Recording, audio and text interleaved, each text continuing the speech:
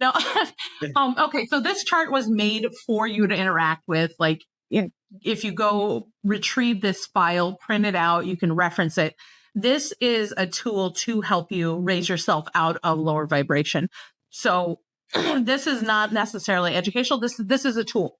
This is outlining different areas of emotions that I have identified to be on a spectrum.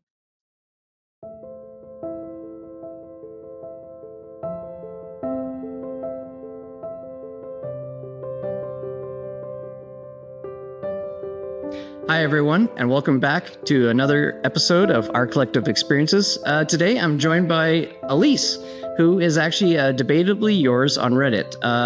Elise is a wonderful person. I've gotten to know her over the last week or so, and she has some really cool things that she's gleaned from doing 3 years of the Gateway tapes by Robert Monroe. Elise, how are you doing? I'm doing great. I'm really happy to be on the show with you. Yeah, thank you for coming on. I'm really excited about this. I hope everyone sticks around because you've got a whole presentation for us, which I think is super interesting and super cool. But before we get into all that, I was just wondering if you could give me a little backstory on why you started the Gateway process in the first place. Sure. So I was actually an atheist for a long time, probably 13, 14 years. Amen. And, I really thought myself, the analytical kind of science type. I worked for a lab for a while. Like, I was just not someone who was open to things that I couldn't see in front of me, And at some point, the WikiLeaks dropped. It was like 6, 7, 8 years ago. And in those documents was a CIA document discussing the Gateway process. And, I became aware of it then. And then about 3 years ago, I came back around to it again. Like, it was just like resonating in my head that there was this thing that you could meditate with and astral project, which was what everyone goes to Gateway for, is the astral projection aspect of it. And that's like, I don't know. I feel like of all the things I've experienced in Gateway, trolling around in the physical world is like the least interesting. Like, I'm going to go watch my crush sleep, like that. What is that? So least interesting to me, but everything else in that experience has just been completely life-changing. Like I said, former atheist, it's completely flipped my perception of the world upside down. Oh, wow. Yeah. Can you give me some examples of what was way more interesting than going around in the real world? Well, I think, I've always been one of those people that wanted to know how the world worked. That kind of goes back to, that science part of me. I wanted to know how things function. I don't really care about, who's gossiping about who, like, I'm just not wrapped up in like those kind of earthly things, I guess, to begin with. I'm just like, well, how's it work? And, so early on in the tapes, some part of me just decided to ask a question and open myself up for whatever answer might come. And early on in the tapes, when you're in Focus 10, you're really kind of working with subconscious at the time. And so I figured out pretty quickly, like, oh, this is subconscious. That's what I'm talking to. And so I would ask things like, where did I put that ring that I misplaced? And, I'd focus on it for a couple of sessions. And one day, like, it came to me clear as day during the day. How many times do I say day? It came to me during the day, but like I had an awareness that I was connecting to something from the session the night before. And then I went right to the ring and I'm like, oh, here it is, and so it started off like that. But then the deeper you go in the focus levels, the more you are open to talking to higher entities. So like that's been the question answer thing for me the whole time. Mm-hmm. That's awesome. Would you be able to quickly explain to people the different levels of like the different focus levels? So for people that aren't actually familiar with the Gateway process, could you explain the different levels? Yeah. So as the tapes progress, there's different waves.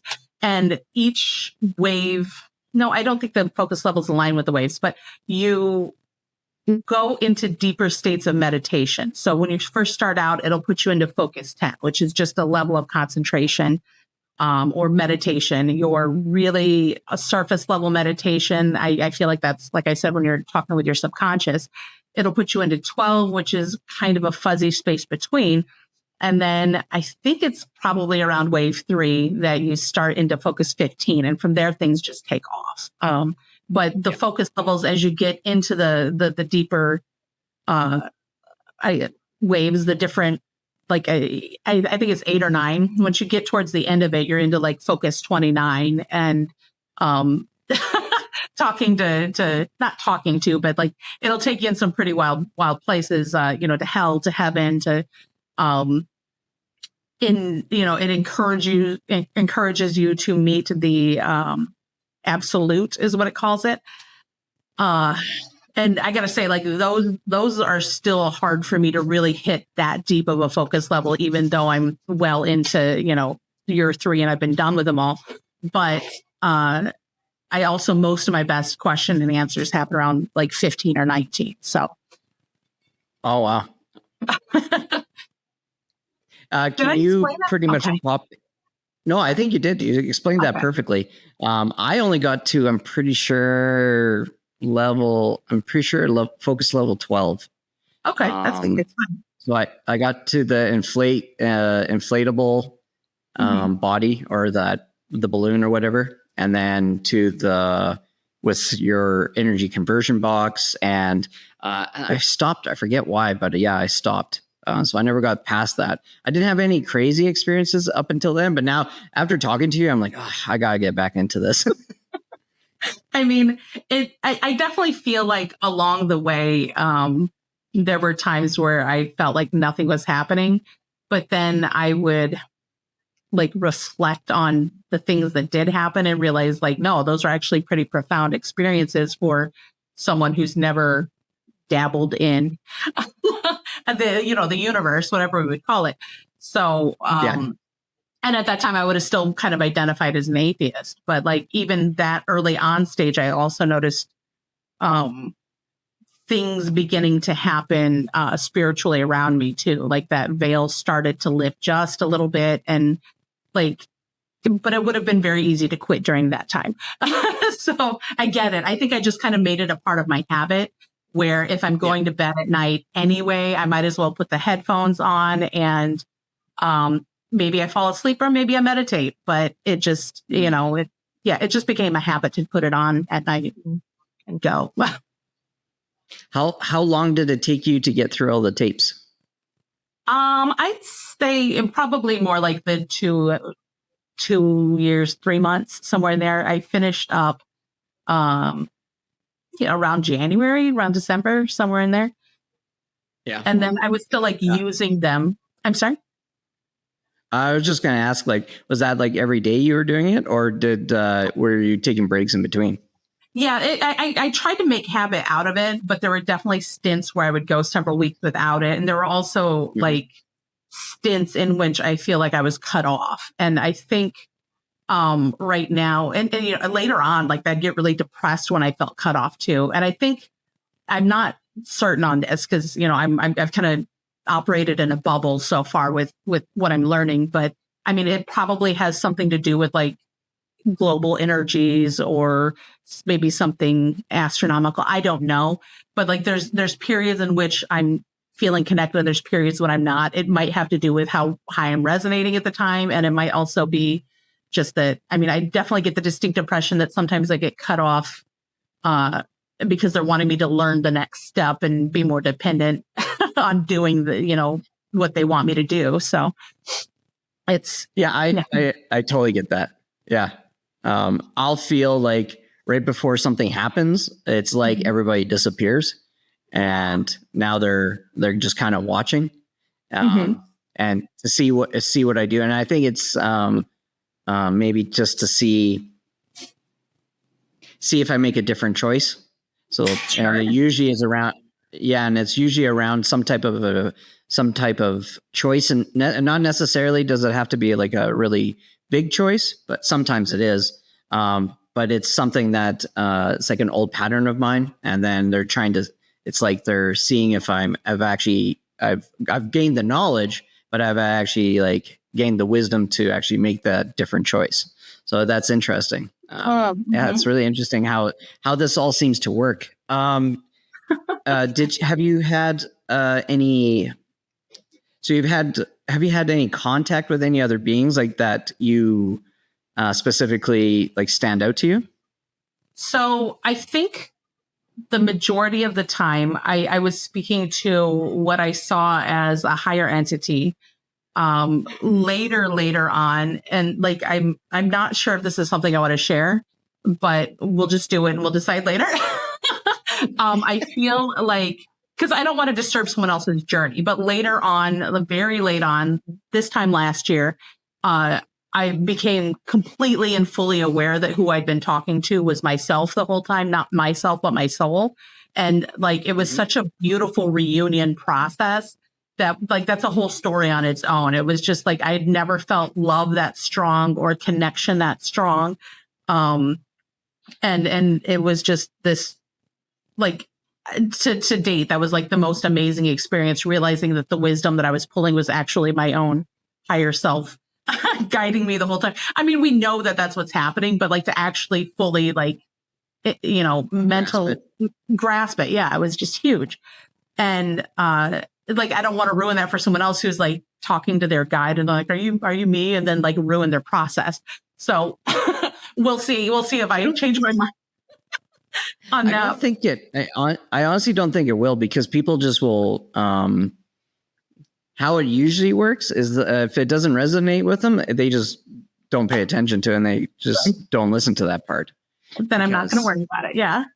Yeah, I don't think you need to worry about it. I don't think you need to actually filter it either. Because I was gonna say that my first or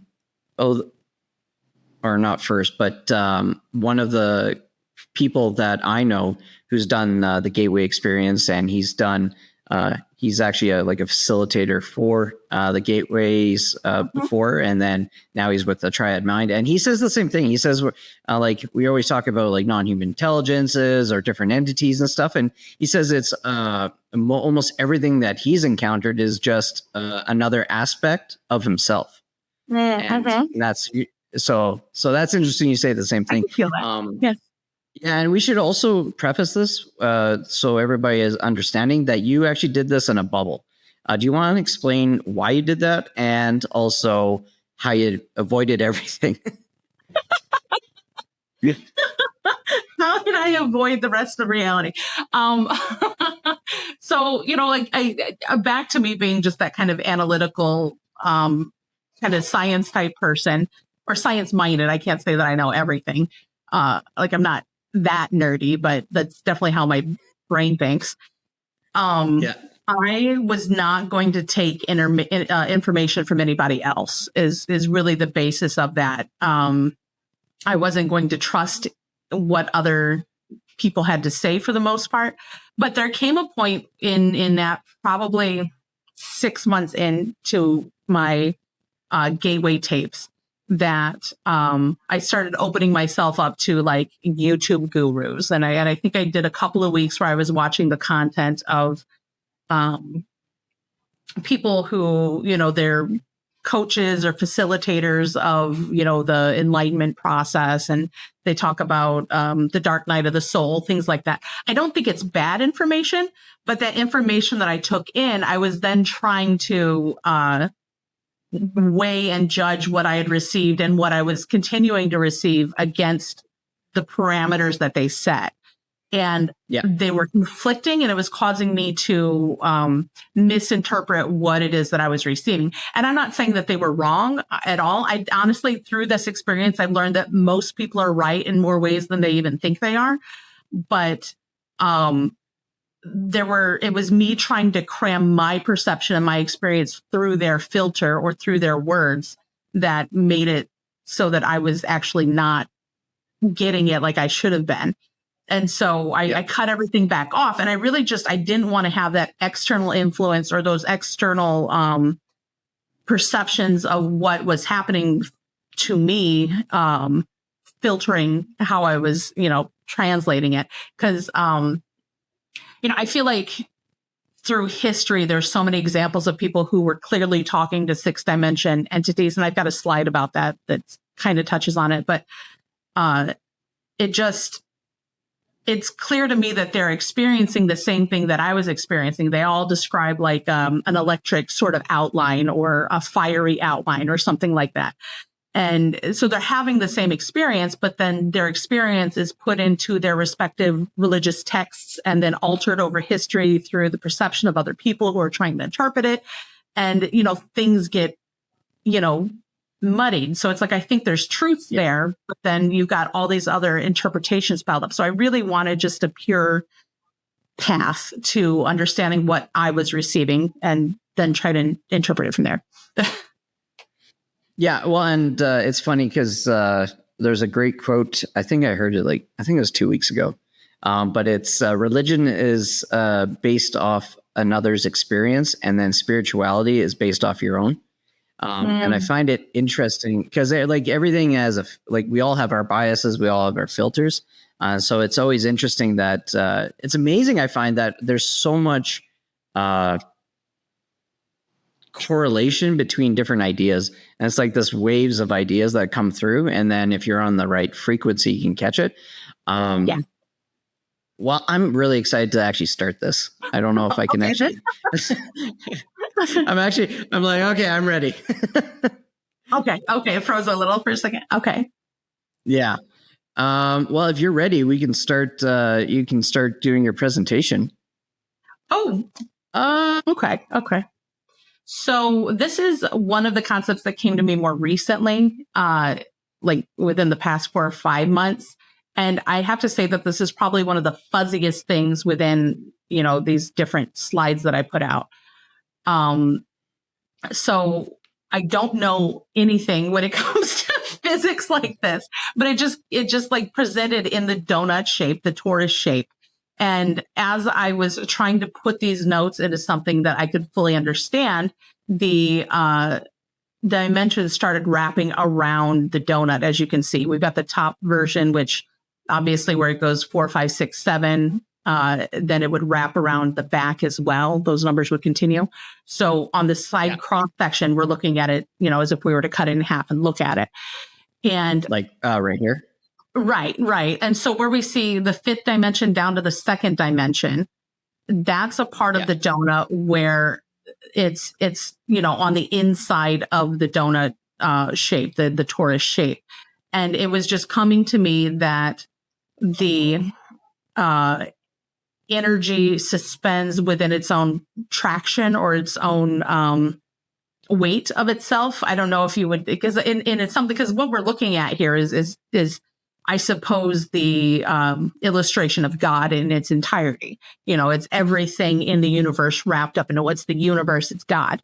And so the concept is that everything between the 5th and the 2nd dimension is within we have matter within that area, because the matter can exist in those denser areas inside the traction. I don't know if that's the right word, but the gravitational field of itself. So that's how matter is able to come to. I don't know if this is the fuzziest part to me. So yeah. But then there's a balance of light and dark. So when we're in the 5th to the 2nd, these are areas where you have matter, and therefore you have things like sunlight and dark. But once you get into the mental realms above the 6th and the 6th and above, and I including the 1st dimension, which is just kind of its own offset thing. That is where you're meditating, you're going there in meditation. That is all a mental or energetic plane versus a physical plane that we're existing in. Yeah. And then along the bottom, I've just got some illustrations of how this torus symbol shows in life versus, we've got the human energy field, the red blood cells kind of resemble that torus shape.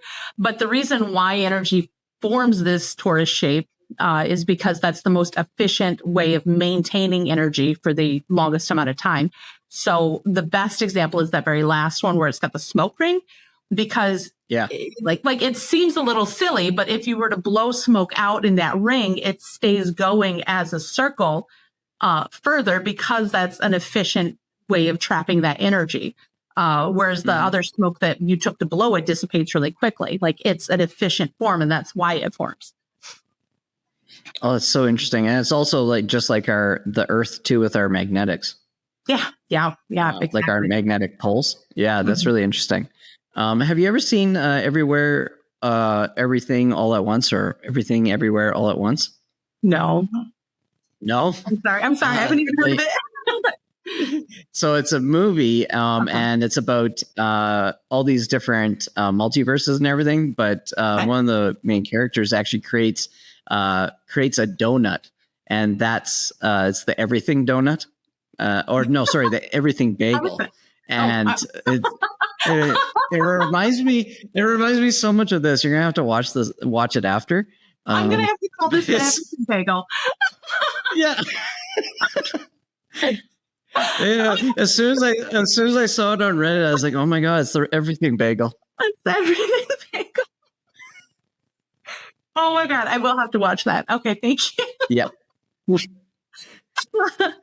I mean that's kind of what I got for this slide, unless there's question. Yeah. No, so far it makes sense to me. Because this is like. Well, I think what I was really interested in I guess maybe this is a question, that so God is all the way from one end to the other kind of thing. Like it's the encompassing of everything, right? Yeah. Okay. Yeah. Yeah. So this definitely takes us out of the viewpoint that God is a man sitting on a throne somewhere. This really, God is more of, it's a model in which God is everything, and we are all energy of God that is pieced together intentionally. So I don't think it removed any specialness to anything within it. But we're much more like the blood cells in the human body than we are, talking to someone who's completely separated from us. Mm-hmm. Yeah, it's like going from we're like a collection of cells, and then we're a collection of humans, and then we're a collection of planets, and we're a collection of solar systems, and it just keeps fractaling all the way out. Yeah, and then we've got a whole multiverse to deal with too. Yeah, exactly. Yeah. Okay, perfect. Yeah, just to make it more complicated. Yeah. Just because, it's pretty simple already. So you might as well just make it a little bit more. Right.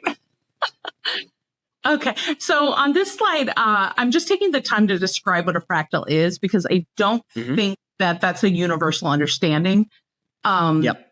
In fact, I only know about it because I used to go to Fractal Fridays at the planetarium back in the day. And oh, awesome. Yeah, lucky to have that. But, it's like, it's one of those funny things where all of the little things that you experience in your life kind of help to build your understanding when you go through a process like this. It's like, anyway, I digress. Well, but that's actually really true, because it really points to the fact that nothing's by accident, even though we think it might be. Like we're always told about like the chaos theory and everything. But the more I go through this process, the more things that happened to me in the past make more sense coming to me now, and it's provided either knowledge or experience or wisdom or something. It's provided something that I'm using now. So yeah, I totally agree with that. Like each one of those things were pieces that were huge that you didn't realize at the time. Like, because when I used to go too, I was a much less evolved version of myself too. Like the fact that I was interested in the first place is kind of bizarre, but and it points to where you're going too. It's interesting. It's like the tracks are being laid before you realize there's a train. Yeah, exactly. And then the horn. Right. Then here comes the horn. So a fractal is a mathematical equation at its like most basic form. Some genius somewhere types in some formulas, and the computer outputs And so when we look at the very first one on this slide, which I've labeled God, that is not actually God. That is like a metaphor, obviously. But you have that first symbol or that first image that was created by, this is the Mandelbrot set, which is a specific set of equations. When you start to zoom in on this particular fractal or any other person's fractal that they've designed, you kind of explore the shapes that it forms off of itself. So as we zoom in, going through those images next to it, each time is an infinitely bigger zoom in. So you're zooming in so far that the previous isn't really discernible anymore. Like it's its own engrossing image of its own. And you continue zooming in until you reach a point where you find the original image again. And that is, and that's the fractal. That's the concept of fractal, where you continue to find itself within its own design. But then in this context, I'm also using it as an example of how the dimensions work. So if the first slide is one dimension, zooming in, that last slide there is the dimension below it. And so if you begin to zoom in on that, you would repeat this entire process and continue to zoom in and find another version of itself. And then there's also the consciousness that as you're zooming in, you're only zooming in one part. There's millions of this throughout each zoom. So it's just this representation that the vastness or the distance between one and the other is huge, but it's also very infinite. Yeah, and could this be like, say, if you just like froze it here kind of thing, could this be like the multiverse where all of these are all the same, slightly differently, and then you zoomed out then or zoomed in? Oh, okay. And it's kind of like that like this fractal pattern is so consistent through both like nature, like I've got a couple pictures there, but it's also consistent through what I'm receiving as far as how the universe is built. So the like it can represent the way different multiverses can exist at the same time, but it also can represent how the different dimensions exist at the same time. And then it can also represent how the electromagnetic frequency operates. And it also can represent how energy within the universe, and that's kind of where this one leads to, is how the energy in the universe combines at each level to create something bigger within the next level. So it's just like this ever increasing size. So like I've got there the solar system next to an atom, showing how, we've got the infinitely largest version, and then zooming in onto a fractal of itself, we find it again at smallest version. Yeah. Yeah, the 100% makes sense. It's interesting too, almost because I'm part of the experiencer group, and almost everyone there at one point will get some type of like download, or they'll get a synchronicity, and it's always about fractals every time. So at some point between everybody's journey, it seems fractals come up, which I find fascinating. Yeah. I was just on Twitter today, and Project Unity, he's a big podcast. He was literally just talking about fractals today. So I always find it interesting how everyone seems to get these information, but I really like how you presented this. It totally makes sense, because I've gotten it too, like a fractal download, but I didn't know. I was like, well, I don't know. Such a complex idea. Yeah, it's so complex to begin with, and then to figure the parallels, it just. I like that's one way that I feel confident in that, like what I'm receiving in my gateway experience, or in my meditations is authentic and not of my own imagination, because I feel like I'm pretty smart, but I'm not this smart and I'm not this creative. Like this is coming in huge waves of things that I've never sat to try to think about before. And it like the more that I delve into it, the more it fits in other places. It's like it's it's giving me something that I don't have to figure too much out, besides figuring out what it's actually, saying. Like I don't have to figure out the mechanics of it. Yeah, 100%. Oh, so interesting.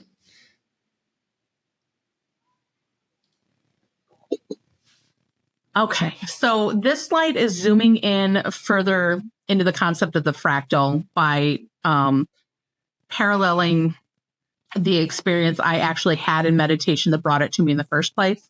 So, Interesting. Yeah. So this was kind of one of my early things that I received. And it was this concept that, and it took me just like this first paragraph describes. I'm not going to read things verbatim here. People can access these files and look at them on their own. But in that particular session, I received the awareness that space dust, in the beginning, space dust would gather and form small little rocks, floating out in space, long before humans, long before, anything besides just the dust of the universe. And so that would form into little rocks. And over time, those rocks would gravitate towards each other and form bigger rocks, and then larger entity, larger still, until you reach things like the size of the Earth or the size of the moon. And this, in my version, just continued to progress all the way up to the planets being absorbed by their suns, the suns being absorbed by the black holes that they circle. And then those black holes eventually, within their own gravitational force, absorbing into each other and collecting each other up until in the end, you just have one singularity. And this came to me in such a way that allowed me to understand the fractal better in the previous slide, where like this is both a representation of how energy gathers. It's also how God is everything and the singularity at one time. And it was also just this very encompassing knowledge that this is the pattern that most things run through. So, again, it's the fractal. But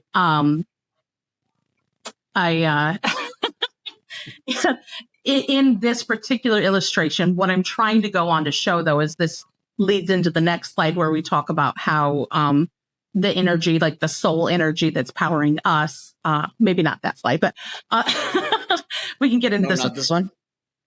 I was thinking it was that's not the next one, but in one of the slides we're going to get to, it gets to that. Okay. And it's like so small. So let me check my notes that I've got in front of me just because I can't quite read it on my phone.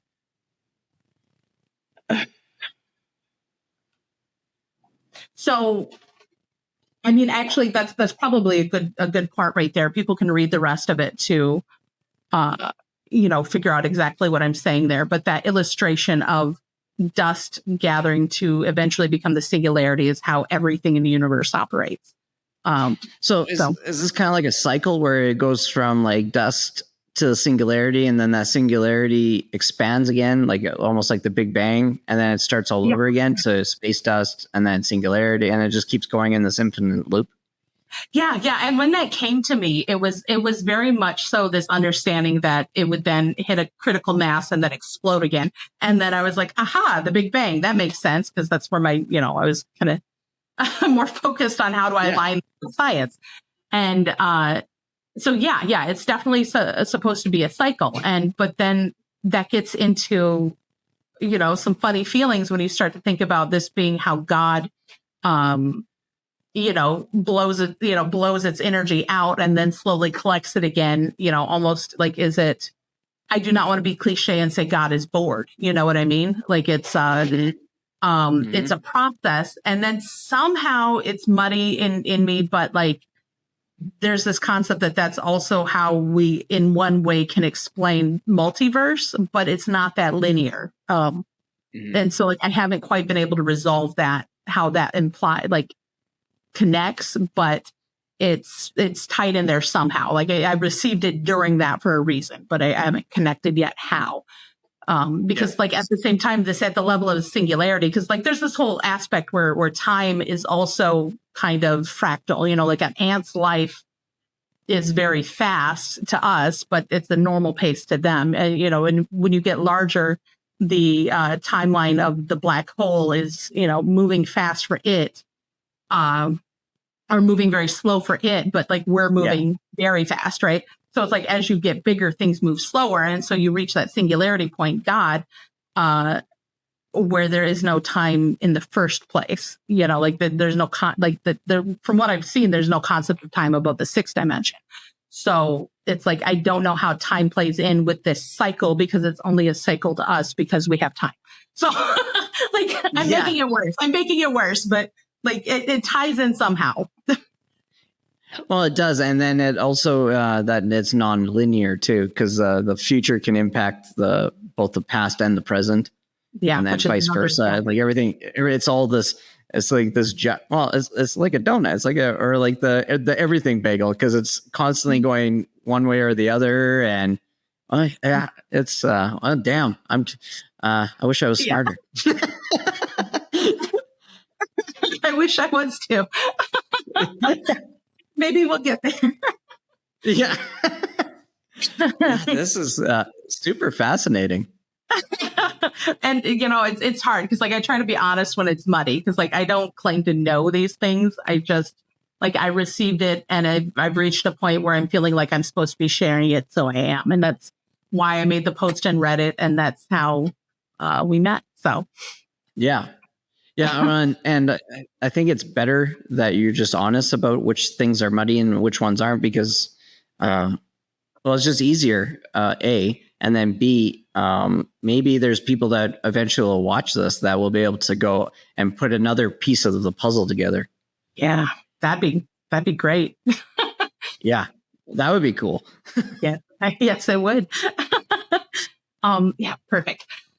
So this is going into describing how the different waves in our universe, or at least in our physical world, operate to kind of further show not just the fractal patterns that exist, but also how our perception is within a short range of those waves. So if we look at the chart on the left, the lower one, that's the electromagnetic spectrum. First of all, you can see at the top that wave is getting, smaller and smaller as it goes to the side. Yep. Those are fractals. Each level is a lot smaller than the one before it. So, like 2 rows down, you see there's an image of the earth, and then buildings, then humans. Those are physical representations of what that particular wavelength or part of the electromagnetic band is. It's the height of the approximate height. So much like how we had the fractal, that was the universe, and then the atom, the electromagnetic energy, same thing. It can go very tall and very short. Here, I think is a really good point to point out that in all of the future conversation here, I'm going to be talking about high and low vibration.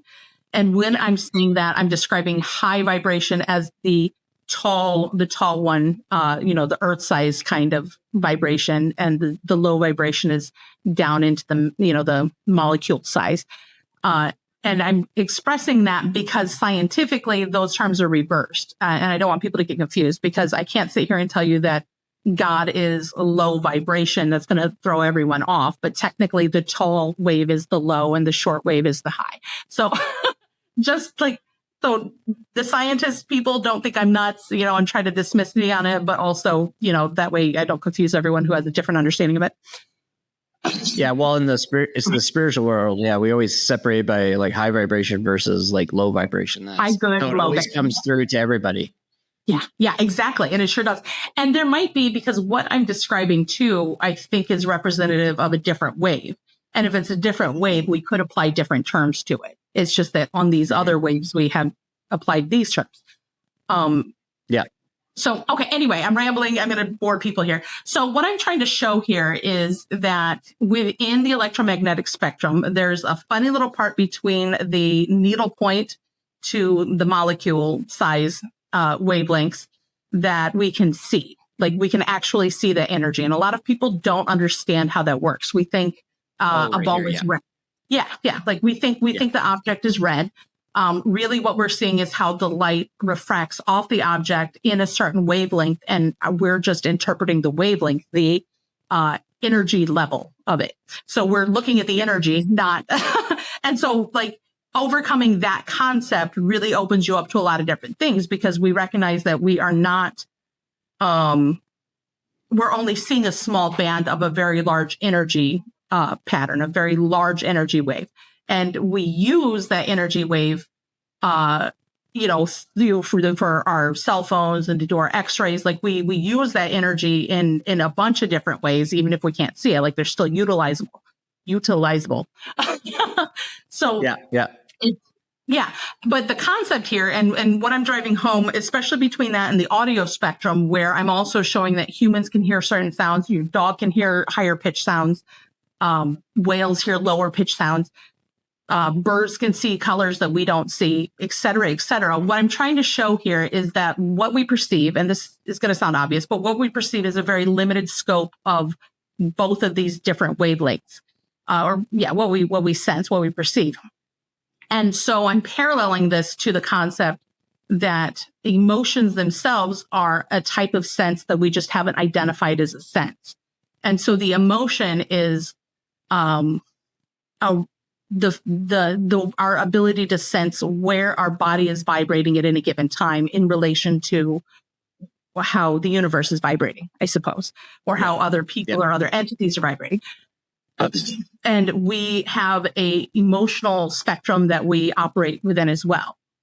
So I'm establishing that these are fractals. Each one of these is a fractal of something else, but also that emotion is also a sense that we use to experience our world in the same way we're kind of blindly seeing how light bounces off of a red leaf, Yeah, the sixth sense.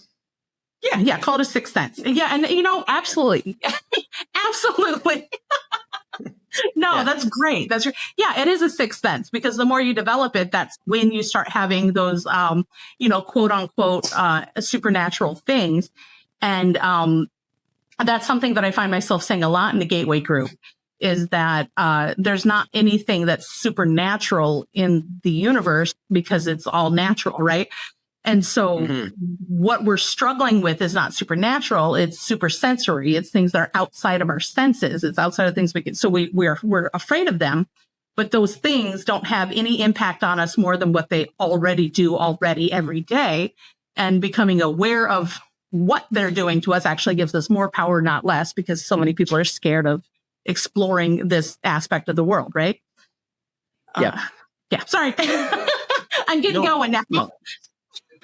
No, don't stop. I do have a quick thing, because so like when I said the sixth sense, I wasn't actually thinking that. I just got an image of Haley Joel Osment going, "I see dead people," and that's why I said that. And I was like, absolutely, yeah.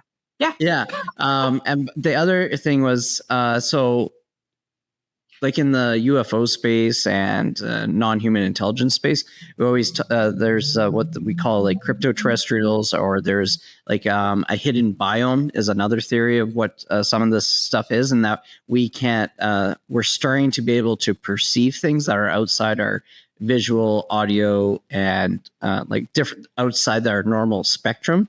And I was wondering if that rings true from what you've gathered, and that all these things have always been here. We just haven't been able to perceive them. And I wonder if that was on purpose for our own development, and if you got anything about that.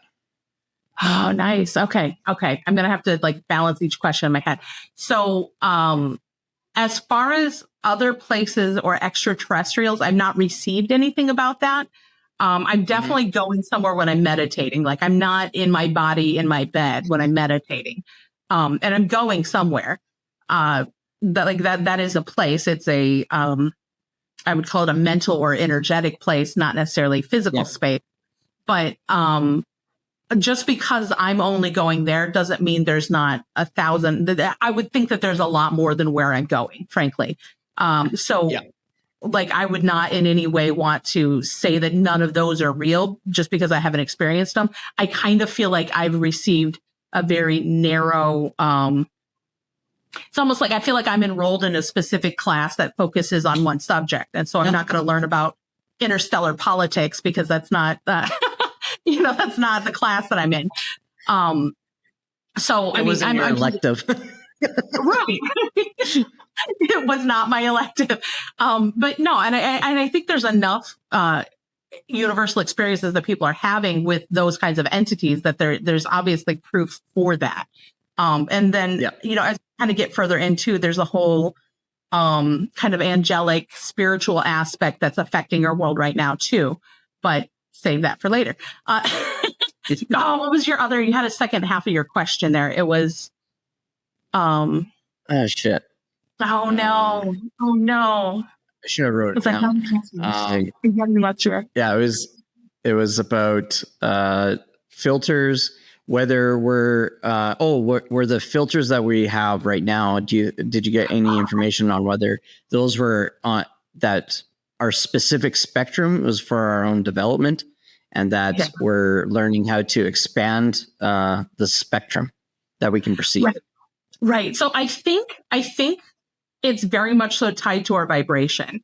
Early on in my meditation process, I became very aware of not necessarily those terms yet, but that I needed to bring myself up. Like I needed to stay out of negative and avoid negativity, which is, a very basic way of saying elevating my vibration. But when you are tuned into different frequencies, you can receive different things. So when we have friends in our lives who are deeply, stuck into depression, we'll get into that in the later slides too. That's what they're tuned into. That's what they can receive. And like you said earlier, people who aren't ready for certain information don't receive it yet because they're not tuned into it. Like they simply it just bounces off. They don't quite hear it in the first place, and you can go about your merry way.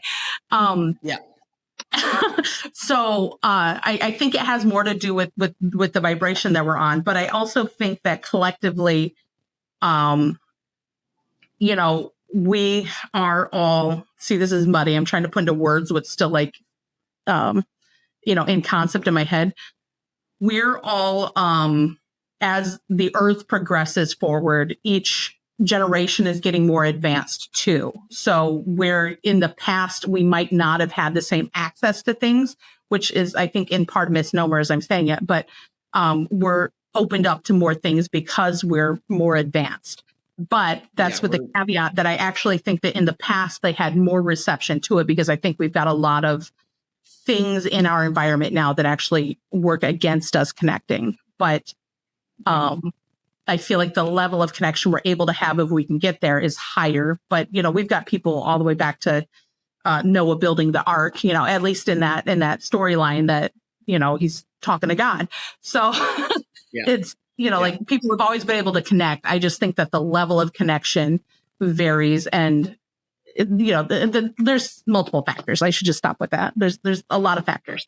I think maybe you're thinking our baseline has moved up. So our baseline has actually gotten higher. So that the bell curve of the amount of people that can connect now is way higher now. Probably at the highest level than it's ever been. Also because most of the planet isn't having to deal, we still have struggles and everything, but we've had enough time, I think, maybe that we're all focusing on mental health right now, trying to get better. And it's all, there was negative aspects of 2020. But that ended up waking up a whole bunch of people to, the isolation that. It's like what we talked about, the hermiting, before, last week when we were chatting about this hermit phase. And that's essentially the whole world went through this hermit phase. Mm-hmm. Yeah. And for a lot of people, you might call that the dark night of the soul, if that's a part of it that for a lot of it might have been. So, I mean, it's definitely, it was, they put us through the ringer for sure. But I think also that is an aspect of spiritual things that are happening too, and spiritual things that are accelerating. So it's kind of like one creates the other, but then that one accelerates the first, and it's and then it gets going. Yeah, with the fractal. And the fractal. With the fractal. That was perfect. Okay. So here's where I start getting into how we can raise our own vibration. So we raise the vibration by first understanding what it is. So this is a diagram of a wavelength. These are the normal labels within a wavelength. So you've got the highest point the crest, you go down to the trough, your midline runs through the center. I prefer call that the equilibrium because that's kind of your home base. Like that's where you kind of reside or pivot around. When we get into the chart, you'll see how this lays on top of it. But, if in your trough, you're going down to emotions, maybe you're sad frequently, or maybe your deepest emotions have more to do with just, being in lack, but not necessarily sad about it. Like where your trough rests determines how high your midline can go. And so in raising your vibration, it's really about raising your trough or like bringing up your lowest vibrations. Even a couple notches can have a huge impact on your midline, especially if you're already kind of dipping into states of even like temporary moments of enlightenment or it doesn't hurt. It doesn't hurt as much. I've noticed. So if I'll speak from my own experience, that my lows aren't as low as it used to be. So even though I'll have something of equal amplitude of an experience that might drag me down, I'm not going as far down as even since I've been doing all this work on myself as I used to. So even stuff that's like extremely difficult now, I'm still not getting to that low point of where I was, like say 5 years ago.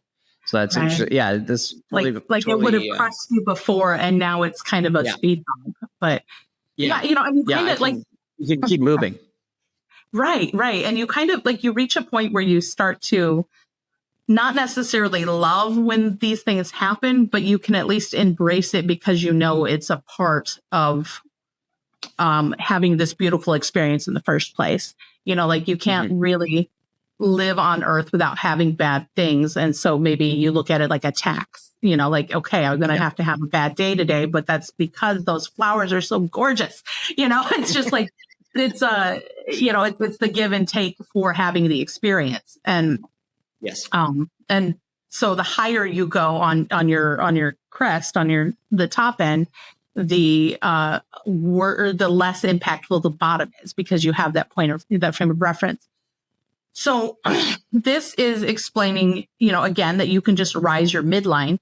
And I've got this little bit on the side that I'm hoping people are just reading as I'm rambling, but like that to me is like kind of everything. That's the key there is that, your bad mood, if you turn a bad mood into a habit, that evolves into eventually forming how your year behaves. And then that's your personality. And so like shifting your personality is done by first changing your mood in the moment. It always comes back to the moment that you're in and consciously being aware and choosing to just kick it up a notch, So yeah, that totally makes sense. I was just watching a video by Jim Carrey was talking about his spiritual awakening that he had after his experience playing Andy Kaufman. I've never seen the movie. It's I believe it's called Man in the Moon. And Jim Carrey went so deep. He was so method that he lost himself. And after he was done filming, he had to stop being Andy and he had to find Jim. And he said finding Jim was extremely difficult. And then that made him realize then who's Jim. Jim is just a collection of personality. And what's a personality is just a collection of patterns and responses. And so he said that was his awakening point, that he realized Jim is not really what Jim is. And Sean's not really what Sean is. Sean's a collection of patterns and experiences. Well, that's so beautiful too, because it's kind of, I feel like what it's feeling like to me is that he experienced life as someone else here on Earth. And, like that's got to cause like a really deep understanding of that brotherhood that should exist.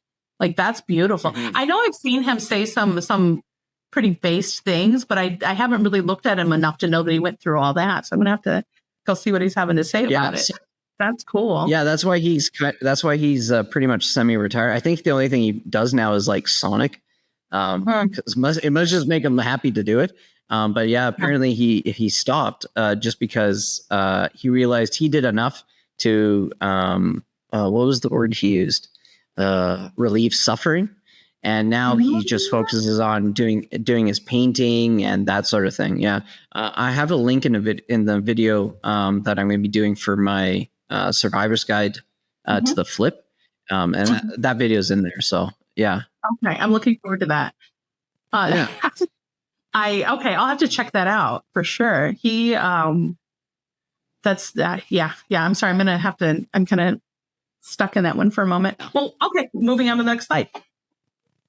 This side. All right. So this slide here arguably should be 2 or 3 different slides, but they all align with each other, and I don't want to lose the, how they align together, I guess. So along the one side, what we've got is a list of emotions.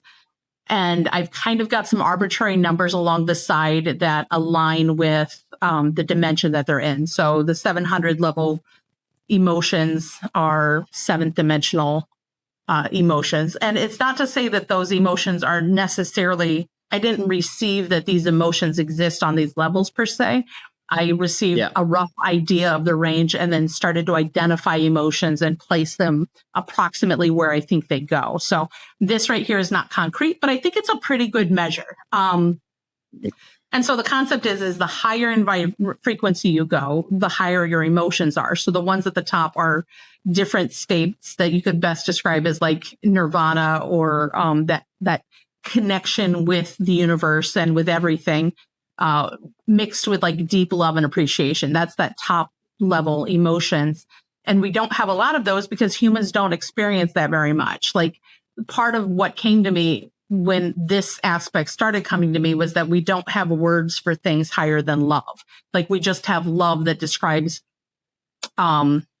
romantic love and how we love our child and how we love our neighbor. And like, those are very different types of love of different strength. We just, in the English language, lack those words. You go to other languages have lots of words for it. So it's just, one, we're limited by our own language, but also we're limited by the scope of what we're able to experience. So you notice as you get down in the 2nd through 3rd dimensions, lots more emotions are listed there. We experience more emotions in that range, so we have more words to identify them. But the concept here is that the further down you go, the less enjoyable those emotions are. So at the 4th, or let's go to the 3rd, at the 3rd dimension, which is states of sadness, this is kind of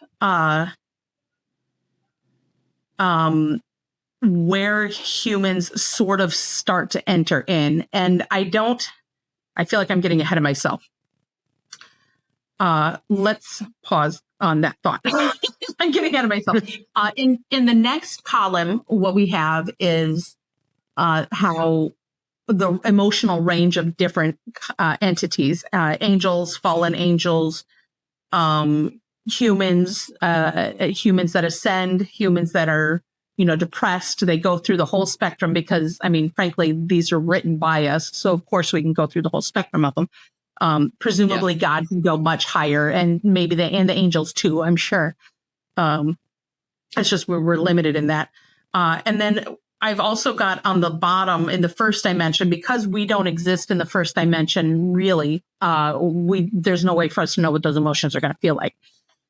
But the concept here is that, how I was talking earlier about the dust forming to make rocks, those rocks forming to make meteors, your soul operates in the same, or not your soul, but your soul energy operates in the same way. So when that soul energy first enters into density, into this 3D environment, it's tiny, little tiny dust particles, and those dust particles can only operate in a very low density. So it's kind of hard to see on this chart. Oh no, is there any way I can direct you to it? Can you see sort of in the middle, just to the right? Yeah, your mouse is actually right under it. There's like a little dot, and then the next row. There's like a little dot, and then a slightly bigger dot, a slightly bigger dot. I'm showing there how I don't know if you can like identify to the viewer what it is. Oh, you can zoom in. Oh, Yeah. Well, I Such a didn't know dork. I could do that.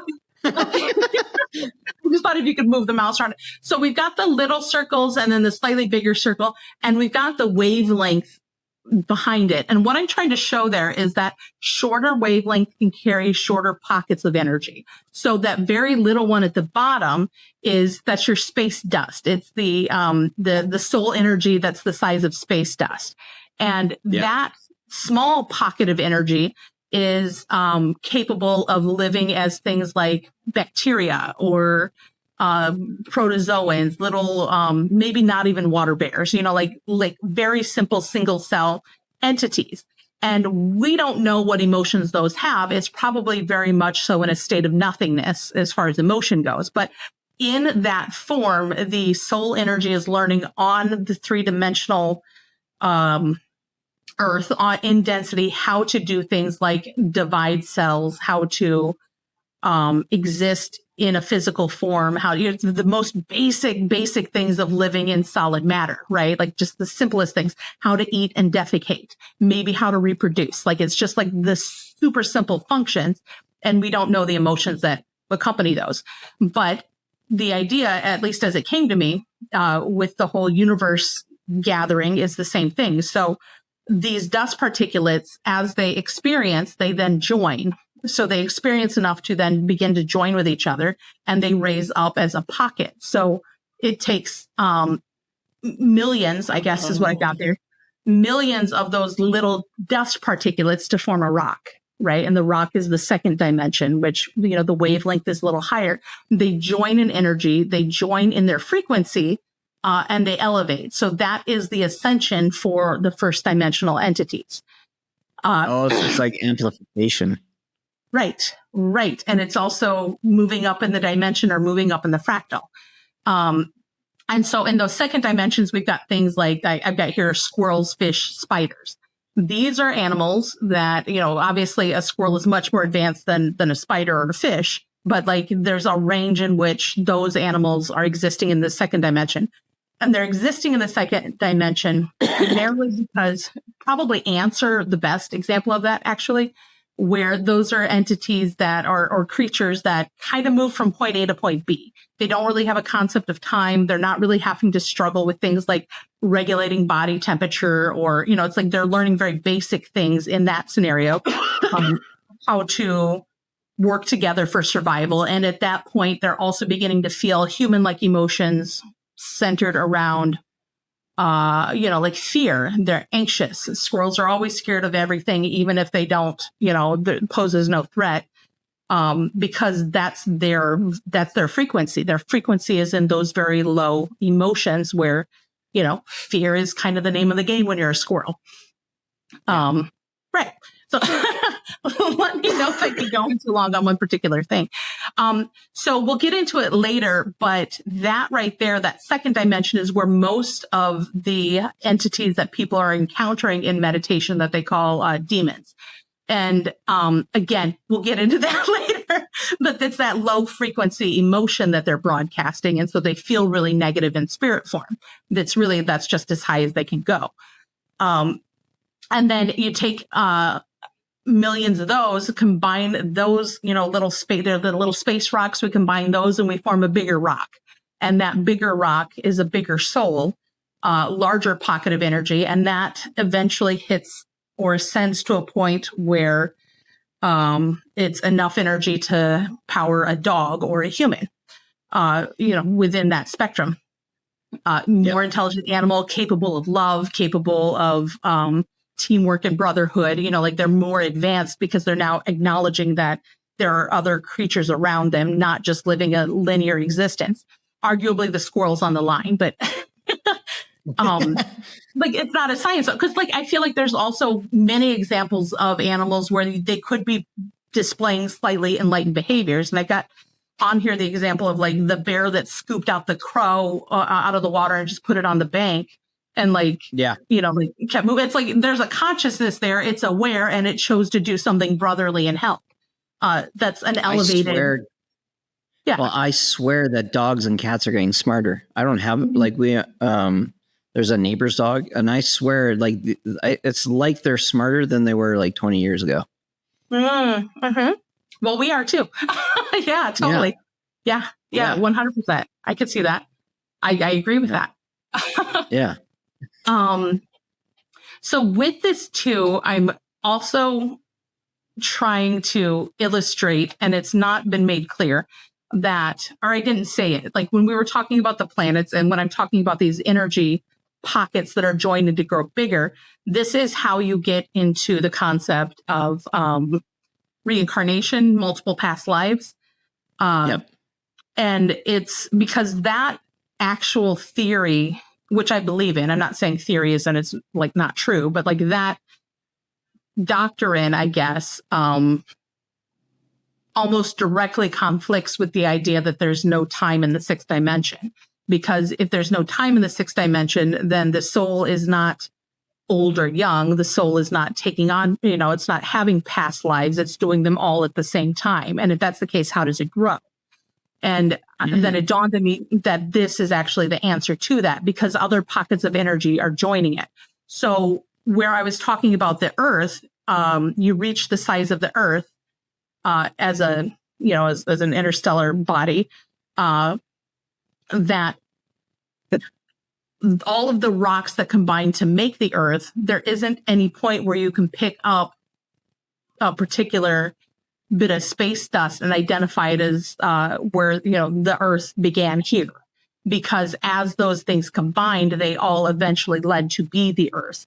So the Earth itself is not one entity. The Earth itself is, trillions of entities, dust particulates and whatever story that dust particulate has joining together, and it becomes one. And so in that same way, the soul, as it takes on the smaller energy, it does the same thing. You can't distinct yourself from another, quote, past life, because your soul has absorbed it and become bigger as a result of it. So it's like, it's a total absorption is where I'm getting at with that. Oh, sorry. No, I don't. Yeah. No, this is great. Well, I'm getting heavy. I don't want to go. Okay. So again, so that third dimension there, we turn into humans. The third dimensional humans operate very different than fourth and fifth dimensional humans. We hear about this a lot in communities like the ones that we're in, right? Yeah. So those third dimensional humans are very much so operating within the emotional spectrum. That's the average emotional spectrum for them. If we don't need to zoom out, but like within that third dimensional range, which are emotions having to do with sadness and lack for the most part. Like humans aren't like, they're not quite to a point of like, as you start to go into appreciation and love and connection, those parts of you are vibrating at a higher frequency. But to eventually elevate to like the fifth dimension or higher, you need to begin to eliminate those third and fourth dimensional emotions. So it's a matter of like, it's like the lower end of what they can feel, I guess is what I'm trying to say there. Yeah. Totally. Can we pause for 1 second? Yeah, totally. Okay. Is there anything else? No. Like, did I get confusing or muddy? No, this is actually like super. It's even better when you're talking about it, because then now I'm like, okay, now I'm like, it's just making so much sense. And I had written down when we were gathering, we can either amplify up or down, and that if there's organizations or things that understand like how this actually works, and we in our like the community, we're pretty sure that like there's lots of occultism going on and everything. And this totally points to like, if you like rallies, especially political rallies, I hate politics. But it's usually, and especially now, it seems like they're trying to get people like riled up, and then they're in a huge gathering. And so you're amplifying that negative energy, like it's down like 2 or 3, or it's like level 2 or level 3, right? That energy, and you're amplifying it. And that probably has an effect further out than it just has an it's like the power of like 2 to the power 2 to the power 2 kind of thing. Right. You're combining that energy together for what it is they're wanting to accomplish. And I didn't fully understand it when I first started this, but I, like early on, I became very aware of my music that I'm listening to, because not only was I being cautious about what I'm speaking, because I'm singing along with these songs, like some with passion, like I'm really enjoying these songs, that I realize like I keep singing about these songs about like lacking in love. You know what I mean? Like it's like heartbreak songs. And what am I speaking? What am I resonating with if I'm only resonating with heartbreak? Like what am I doing to myself in my own journey on that, on that subject? And so I just like eliminated music and started vetting the lyrics so that I'm subconsciously, at the very least for me, it was subconscious. Like I don't want to say that to my subconscious. I wasn't even thinking spiritually at the time. But then like later on, I began to, as I was revisiting old music that I listened to vet it for whether or not I'm going to continue listening to it. And I realized that some of those songs, especially rap, which I really love, but hip hop, like you're manifesting for them. Those lyrics, like you might think that talking about the bling around your neck is like manifesting for you, but it is 100% your subconscious believing they have it. You're manifesting for them. They're harvesting your energy to direct your energy toward them. Oh, I didn't even think about that. Yeah, you're totally putting it towards them. Like you're giving it to them, and they're benefiting from it. You're providing your energy to them. Mm-hmm. Yeah. And you're providing your manifestation ability towards them. Whoa. Yeah. Right. You're totally manifesting for them. And it's not that I'm against, wishing good for other people, but like, ask permission. Yeah. Oh, that's funny. That's funny. That's so true. And it's interesting you say that because literally, I've been vetting my own music too. I think a lot of turns out a lot of the rocks, a lot of the metal stuff that I really enjoyed. I was listening to EDM for a while there, but it was the same thing. It was like these lyrics. I was just like, I don't know. And actually, most of the metal, a lot of the metal stuff, even though it sounds a little bit angrier, is actually their lyrics are very like about crawling out of like despair and rising up and all that stuff. So that's interesting. Sure. Well, and then, an interesting part of that, like excuse me, it's kind of actually what you're saying, but from the opposite end, you're resonating with that music because it's probably just the level above where you're feeling. So like that does help pull you out if you're in a very low state, because it's still miserable emotions that some of them, like you said, are uplifting, but when we're resonating with those low emotions, it's probably because it's lifting us up because we're even lower than that. And we wouldn't be resonating with it in the first place if we weren't already in that state. But it's like a matter of choosing things that really lift us up, not just like pacify the worst part of it. That's interesting. Yeah. Cause my favorite song right now is by Victorious by Nita Strauss and Dorothy. And it's all about, that we don't need a savior, that we're gonna like save ourselves and everything. And it's all about that we're like one step away from being victorious and everything. And I've been getting a lot of like synchronicities about it's like one step away. So I find that fascinating. Yeah, totally resonate with us. I like that. Yeah. Now you got me wanting to share my favorite. Right now, my favorite is oh no, I can't even get on my phone because I'm on my phone. It's great song though. I think it's like medicine for the people, but it's like this really groovy musician guy, and he sings the song. I'm ruining the podcast right now. No, it's right up my alley. So it's such a good song. It's called no, I'm ruining it. No, you're committed now. You just gotta go for it, Elise. Here, let me push the button real quick. Does it remove? You can still see me? I can't. Let me look. Oh, right. Because image. I'm totally ruining the podcast. Yeah, I can see you. let me see real quick, because I have a playlist. So if I go to my playlist, it's the first song on my playlist. Yeah, my favorite song right now is Nahko, Nahko, and Medicine for the People, and it's called Black as Night. And it's just like, it's just this beautiful journey of how I mean, it's clearly like someone who's gone through an enlightenment process. So he's speaking to how he knows everything's going to be good, like everything's going to turn out just fine. But it's like just this uplifting beat, and all the lyrics are so positive. And yeah, anyway. Perfect. Good. I'm going to listen to that. I'll probably add it to my list. That's a good one. Yeah. I wrote down yours too. So yeah. Yeah. It's interesting because music, like, especially during my awakening process as men, like I get a lot of my information through music, because I'll put it on random, and then I used to do that.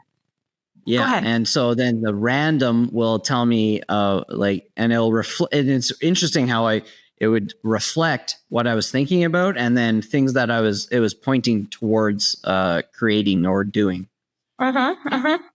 I really think that that's something that occurs. Like I was doing that sort of as a pose a question, and then allow, if it was deep enough in like a mix that YouTube made up.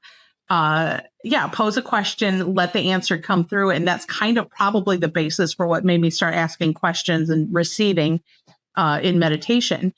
I totally used to do that. And I think that's totally feasible to put faith in that, because it is just electricity. It's just, randomized electricity. So if an entity wants to communicate you through that, like that's something easy for them to manipulate. So yeah, that's great. Yeah. Well, it's just like tarot. It's just like tarot. Yeah. Tarot's the same thing. Yeah. Tarot is like a training tool for yourself, but it also can act as a channel for entities. Like if you're not quite ready for getting your downloads like you are, but you're still in tune, then you can use tarot for communication. 100%. Yeah. And that's another thing that I randomly picked up, and I'm pretty good at it apparently. Yeah. Same scenario. It's so funny that you get drawn to those same things. The same stuff. Yeah. Yep.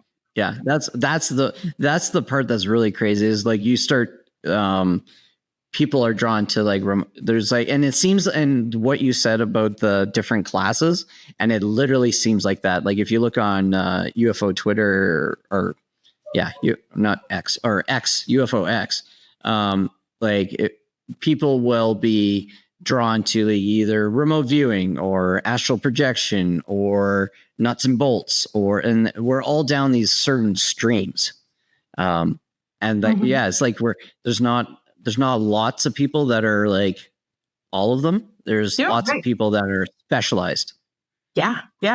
And I'm going to share a meditation story, how because sometimes in your meditation, they'll spank you too. They'll throw it right in. They're very blunt sometimes. And so one time I was deep in meditation, receiving probably this kind of stuff here. Really, really just in a deep, oh my God, this is so much stuff. And I asked, why am I receiving this? I never asked for this. And, and immediately, the entire moment of a memory that occurred, 10 years ago was put right in my face. And it was this memory of when Pluto, we first got photos of Pluto. I feel like that was 2011. We saw Pluto's little heart on it. And up until that point, it had just been 20 pixels. And we would have never guessed that it looked that amazing. And and so I'm sitting here looking at the very first photo of Pluto on the internet, and I just got struck with this deep, deep sadness of there are people who lived their entire lives and died last week and never got to see Pluto, and it made me so terrified that I'm going to die and just never know what happens. I'm never going to know. I'm going to miss it. And it was such a deep, intense, at this point, I would probably call it a prayer, because I was just like so deeply affected by this idea that I'm going to miss whatever the equivalent of this moment is a couple days before I die. Whenever that is, hopefully when I'm 80. And that whole memory came back to me. And it was like, oh, you asked for exactly this, as it's like giving me how the planets consume into the, into the black holes, and then, and then it explodes again. And it gave me everything. Like I feel like I know what happens when we die now, and I don't fear that. And it's like, I feel like at least on the very top level, like looking down, I kind of understand how things are going to happen. And, I don't know who's going to win the next war, but like, I also kind of don't care, because like, I know what happens when we die. So, okay. Yeah. Right. It's going to be fine. Yeah. So no, like they'll slap you with that stuff. They there's no chill. Yeah. And that's so interesting. Yeah. Cause I don't fear death. Like after my near death experience, like I don't fear death at all. No, it's going to be amazing. As I'm afraid of missing out on life. Yeah. And on experiences, and that's why I'm like stripping away all these negative things, because there's so much more awesome life to experience, and there's like these negative, like that 2, 3, and 4 states. It's just keeping us away from it, and so and it's like these. I guess maybe the analogy I always think of is, I guess.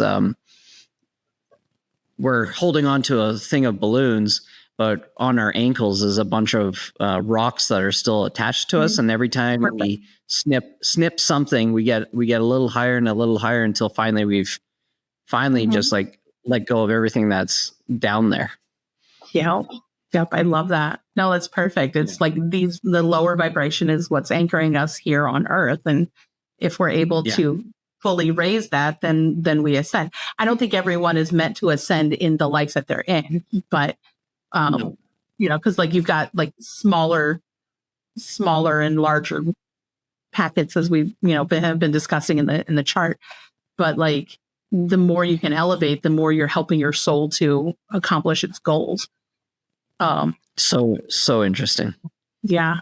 Well, it's gorgeous. Like it's just, I don't know, like it just so perfectly plugs into itself, I guess. Yeah. Okay. So do we want to jump back on the chart?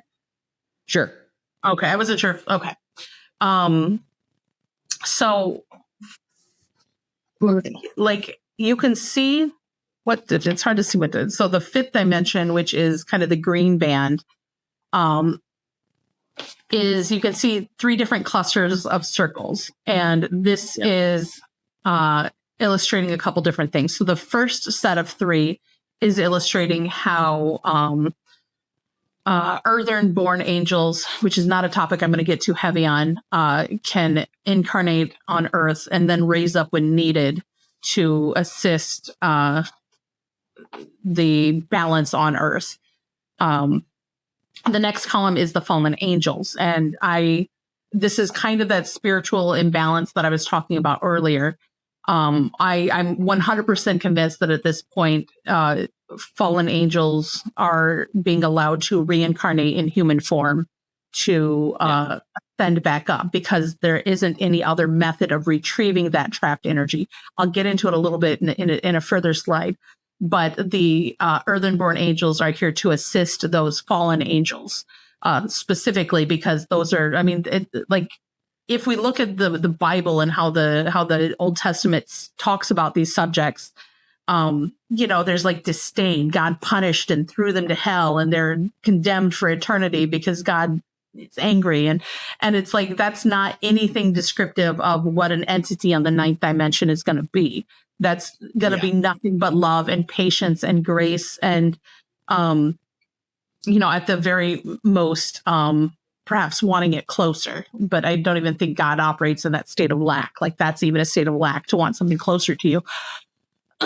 But those lower angels, because if you could scroll up a little bit on the chart, the angel energy, I don't think we skipped that particular slide. Where did that one go? Oh, okay. It's further in. But the angelic energy can trickle down versus the soul energy, two distinct types of energy. Soul energy can build upward. So as those angels, God itself divides into those second level angels. So I'm labeling the archangels, the seraphim, the cherubim, only because those are types of angels that have been coined in religions that we are already familiar with. There could be a dozen more types. Like, it's completely arbitrary, the names. So I don't want to hear it from anybody. that level of entity is going to be able to break down into seventh dimension angels, which are like one can break into hundreds, and it doesn't change what they are on the eighth dimension, in the same way that our soul doesn't change. It changes, but our soul is able to perform all the hundreds of lives that it's doing at the same time while still being a whole entity. It's the similar concept. Like, it can send its energy down into the lower dimension and be all of those at the same time, because it is infinitely that much bigger. And then that repeats. It's that fractal. That fractal repeats. The sixth dimension is a breakaway of both the eighth and seventh angels, eighth and seventh dimension angels. And then on the far side, the soul energy, you can see, can elevate up. So the individual souls can combine by the tens of thousands is what I put. Again, those numbers are rough, but those can combine to eventually form an ascended master. So that's the ascension process. When the soul finally ascends, it's combining with other souls that are ascending to form the next level up. I'm using ascended master. Again, that's arbitrary. So whatever we call it the higher soul. Yeah, we call it the higher soul too. Sorry, like one of my friends, Robin, she talks about an entity that she's in contact with that it calls the four who are one. And it just, as soon as I looked at the ascended masters and higher soul, I was just like, I got like that felt like that's what maybe that was. No, it's amazing, because in one of my sessions, it was one of those level like 27 or 29 focus levels in the gateway tape. It took me to that dimension, and the emotions were insane. Just, I couldn't even begin to like if we were to describe heaven, I think that's what it is, because you're not just reuniting with like your dead grandma, you're reuniting with every single dead grandma that your soul has ever had. Every life, not just, so it's not just like, oh my God, grandma. It's like all the grandmas that have loved you with all their heart for, throughout your soul's entire history. And it was just like, and that's just one, there's all these souls that they all, love you too. They're all interacting with you too. And so it's like, the love was just insane. And so like the level of community, I don't even have a word for it. It's probably one of those ones in the ninth dimension.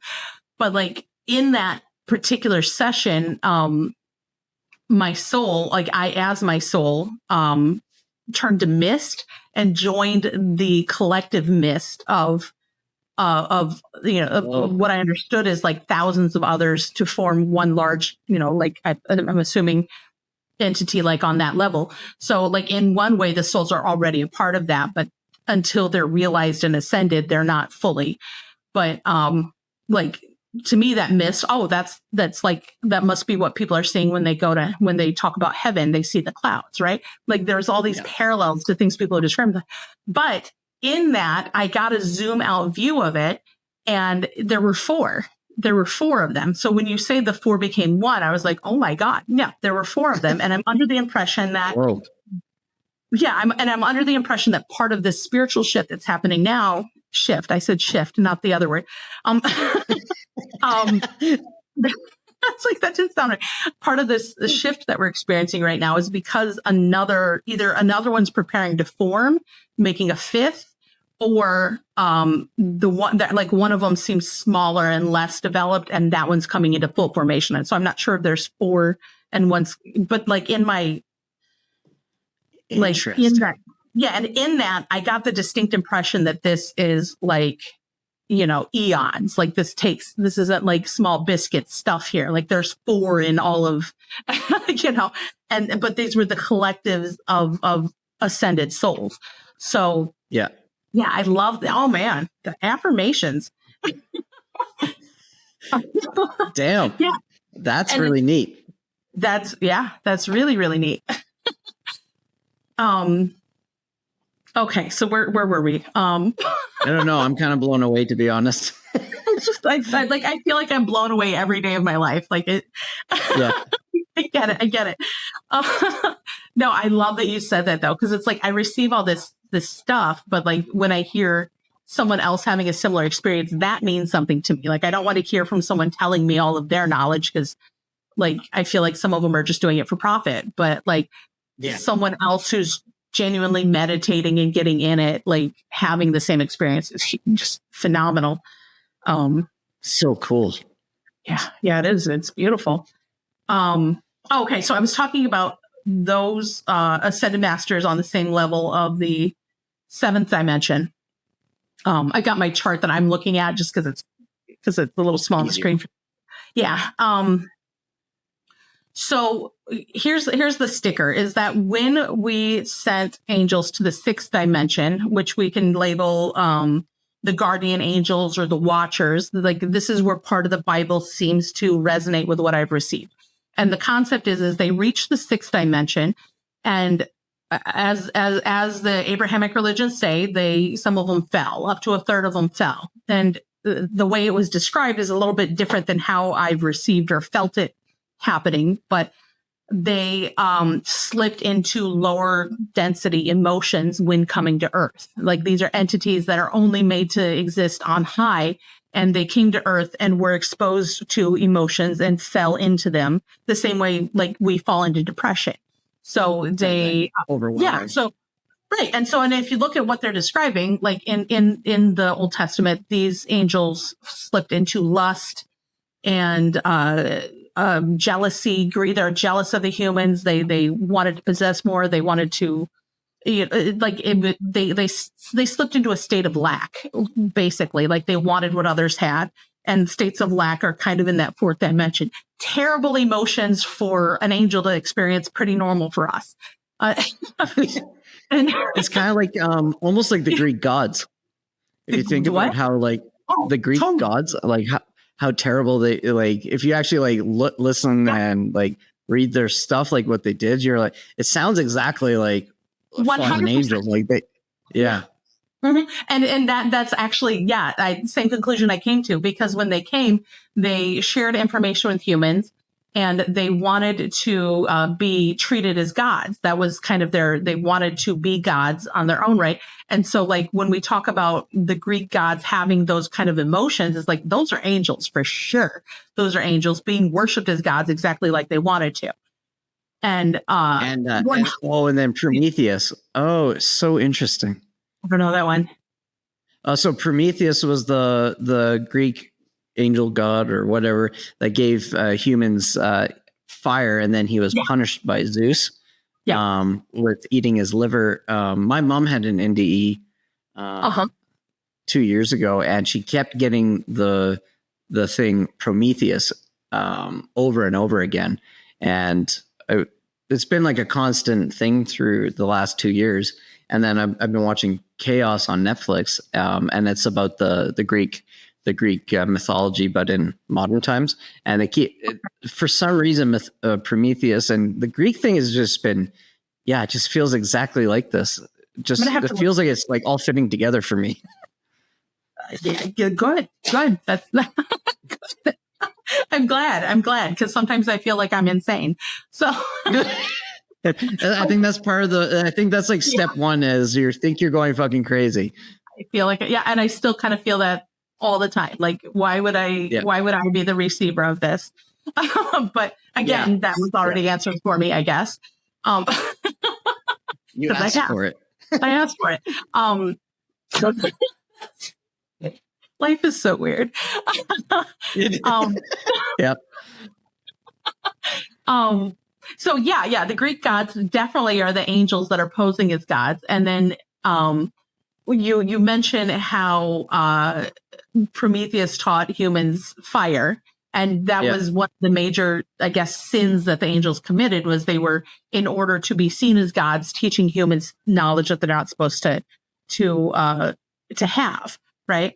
And that is something that, like, if you look at the religion of Satanism, they talk about how why would a good God keep knowledge from us, right?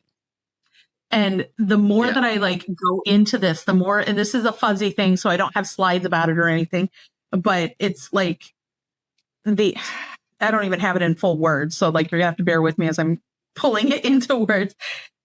Everything that those angels allegedly taught us back then, were actually things that did take us farther, I guess, out of the garden.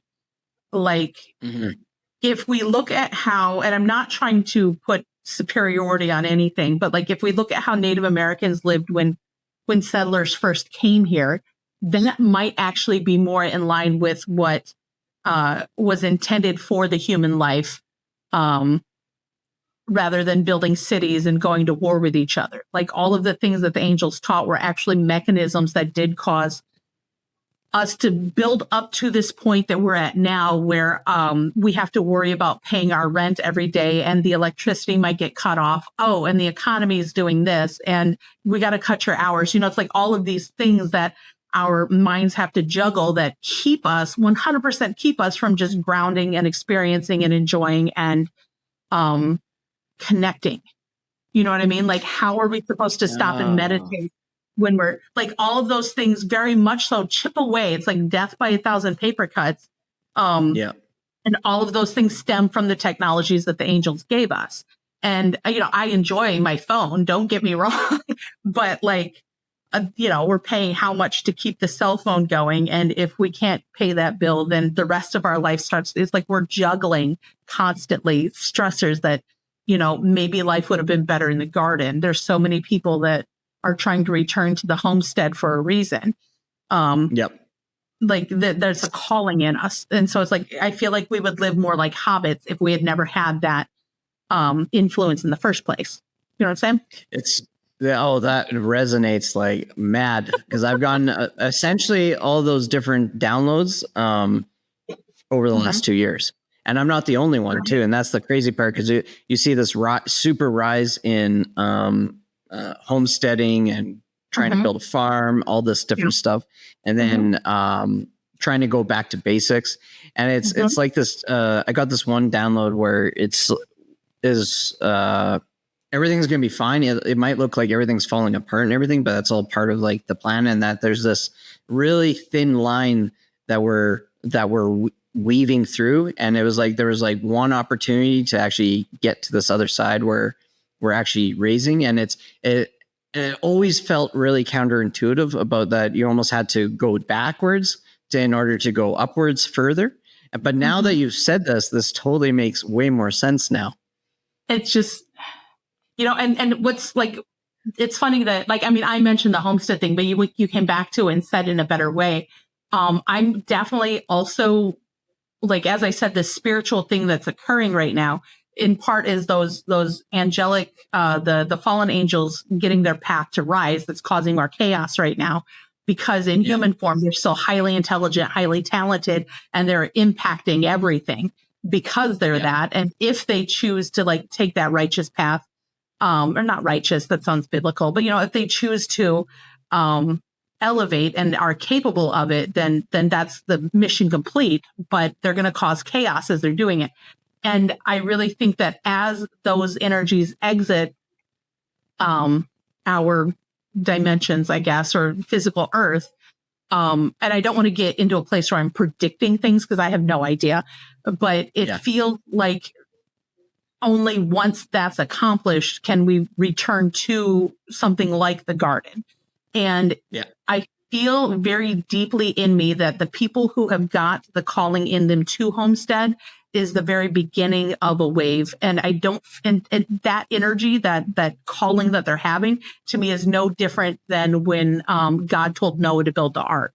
It's like they're being told how to build, like they're given the craving and the desire to start these, I guess, like earth ships, that won't just carry them and their family, but probably parts of their community too.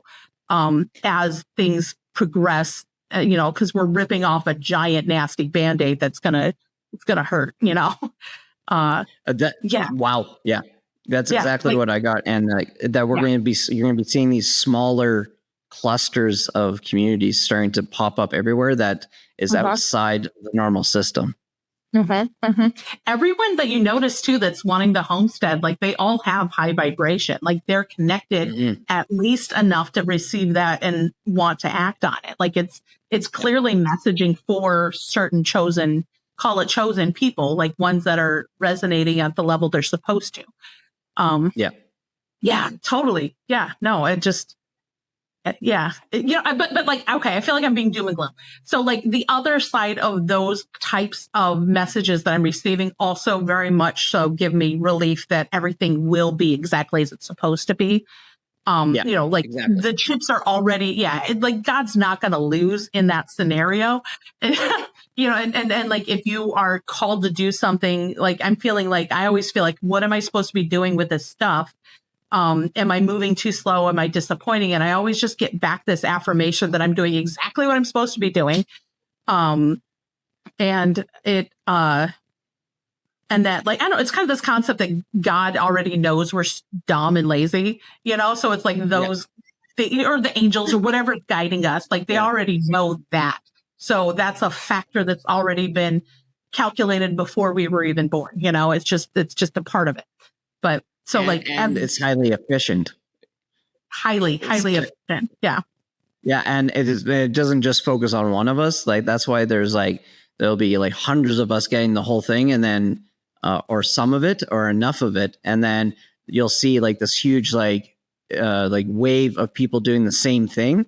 And then some people will get pulled away because of, or pulled down because of like life circumstances or whatever. And then there'll be fewer and fewer, but there's still going to be at least one that continues that, whatever that football you're carrying along.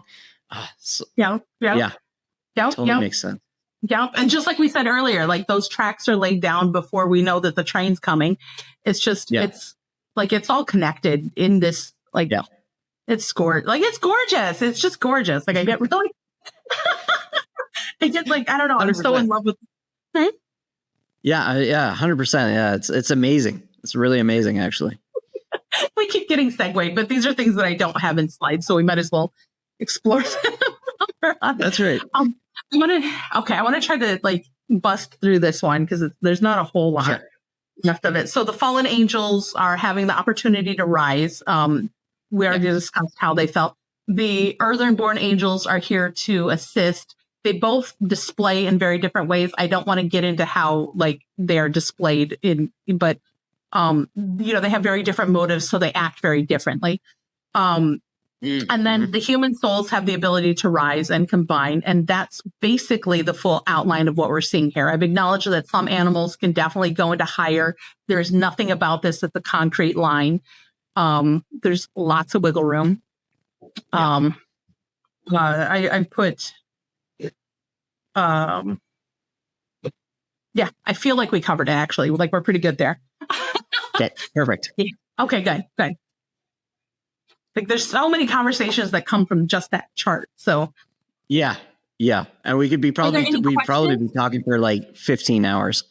That's kind of how I felt when I was making these. Is like, it's just like, boy, this is a whole nother conversation. And if I don't, like, if there's a point where you want to like cut and I don't, like continue, like I don't want to keep you up all night either. But no, we'll keep going because this is like, it's super. We're in flow. I haven't been able to sleep till midnight anyways for the last 2 weeks. So okay. We got 3 more hours. All right, good. So if you want to hop to the next one. Sure. Unless there's any other questions on that one. No, otherwise we'll just get sidetracked like crazy. Oh, we will. We will. Anyway. Yeah. Okay. So this one is to illustrate again those dimensions, but in a different way, because it's like that's such a big part of this concept. I'm not going to read it all, but I'm calling it the upside down water filter. The concept is that in a water filter, the top layer filters out the worst of the sediment. As you get closer to the bottom, it filters out smaller and smaller impurities until you have that pure water at the bottom, right?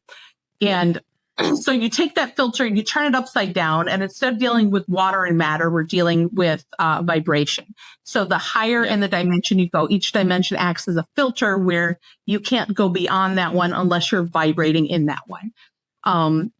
And that's, again, in that way, these souls gather up and get larger until they create or reach the singularity, or the dimension in which the singularity exists. Oh, you got it? Yeah, totally get it. I understand it because so there's this chart. I'll have to send it to you, but it's the chart, the spiral of consciousness, and there's there's different levels of consciousness, and they separated by either red or like different colors and different like 1, 2. I feel like I've seen that one. Yeah, and you can't see above you, but once you get to a certain threshold, you go to the next one, and now all of a sudden you have this higher perspective looking down, but you still can't see above you. So if there's a concept that doesn't resonate with you, it's because you haven't got to that next consciousness level. Totally. Yeah. 100%. This is like a really great way to visualize it. God is just a water filter upside down. Okay. That's right. And gravity goes the other way. Right. It goes up. So, and then I got this glass of water here, and the key to getting why I put that there is because at the bottom, the bubbles are much smaller. And so again, this is sort of a visual representation of that soul energy. And it's more dense. Yeah. The more dense at the bottom, the bubbles are smaller, and they are able to elevate as they combine. Basically, they can elevate anyway. Like, I don't want to get too caught up in nitty gritty, but like as they rise, those bubbles will also combine, making larger bubbles as they make their way to the top. So again, that's sort of the energy, how the energy, I don't want to, as the energy goes up through those filters, it's gaining in size and call it buoyancy. Yeah. And then I've also kind of roughly got heaven and hell labeled. That's not to acknowledge the biblical descriptions of heaven and hell, but I've definitely identified those hell states, those hell emotions. You know, you're in sadness, you're in depression. Like, how is anxiety not existing in hell already? You know, so it's like you're not punished for all eternity in fire, but your soul, your packet of soul energy is punished in that vibe. Not initially punished, like a squirrel's not being punished, but it suffers in that energy until it learns to rise. And then you reach a state where all of the, emotions are much higher. Yeah. So, this totally makes sense. I got a download. It must have been 2 years ago, maybe 3. And it was this image of bubbles, and that a person was a bubble. And then when you had a collection of people, it was like all their individual bubbles turned into a bigger bubble. And then like a city would be this really big bubble. And then this, the country would be a even bigger, it would be a combination of all those bubbles. And they would all just, and until there was like just one giant bubble, which was the earth. And that, depending on the frequency, was how those bubbles interacted and created the different resonance. Oh, it's very fascinating. That's the fractal. That's the fractal too. That's perfect. Yeah. No, that's exactly it. Like, as our souls are combining to make a bigger soul with more past lives, like that's a city. You're hundreds on the soul level, Yeah. It'd be hilarious if it was just all you. So it's just like I was Calgary. There's just millions of me running around. There's a lot of asshole Sean's then. I'm going to segue again. We're doing it. So earlier you had asked if I talked to other entities, and and I have spoken to a couple, like the souls of friends early on, because I was kind of still exploring, and those acted as like strong affirmations that I'm getting real stuff, because I was like pulling out things that, people don't know about them. Nothing like creepy, but just like, in general, like parts of their childhood and stuff. And that led to, oh my God, I lost the key that made me go into it in the first place. What were you saying? Oh my God. Oh, that there's a lot of asshole Sean's around, or that they're like, if say like it was just like one soul for Calgary kind of thing. One soul for Calgary. We're gonna just have to edit that part out, because I completely. Yeah, that's okay. No, what was it though? Because it was directly associated. There's a city. Yeah, so like there's this collection. Okay. All right. You don't have to edit it. I just look goofy for a minute. One of those souls was actually both the grandfather and mother to an individual. Like they were both of those lives.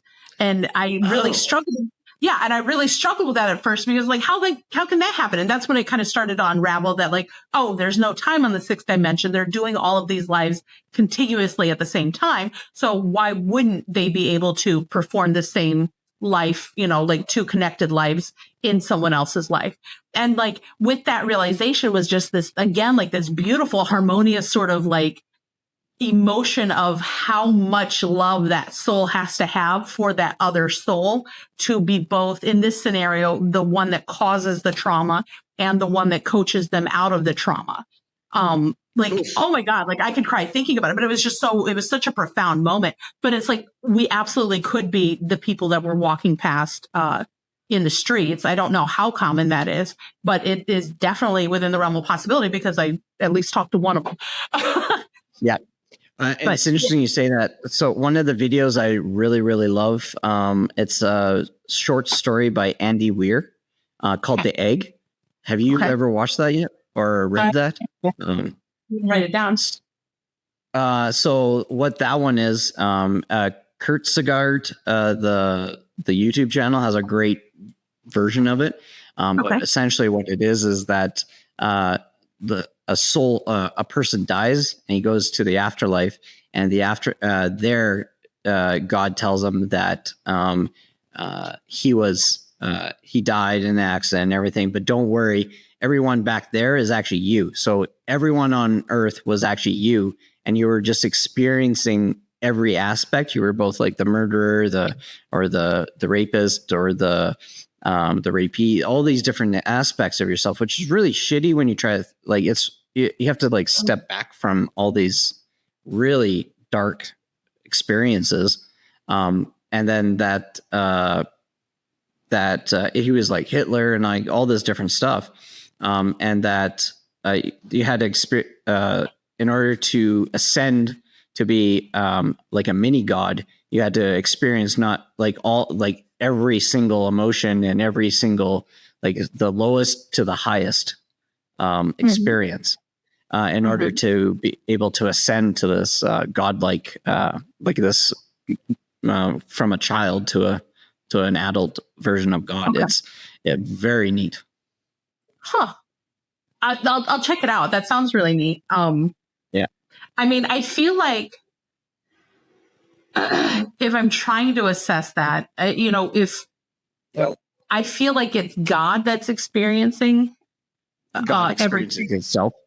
Like that's God's experience is being all of the players at one time. Like I think earlier we described like we exist as like a cell within the body of God. So like to us, we think we're really important, and in God, we're just like this tiny thing that God might not notice if we did, but God is infinitely more conscious. So it is very aware.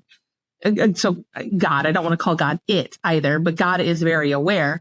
But like, through every, like, we are the lens that God is able to see through, because God wanted our experience and our lens just as much as the soul did.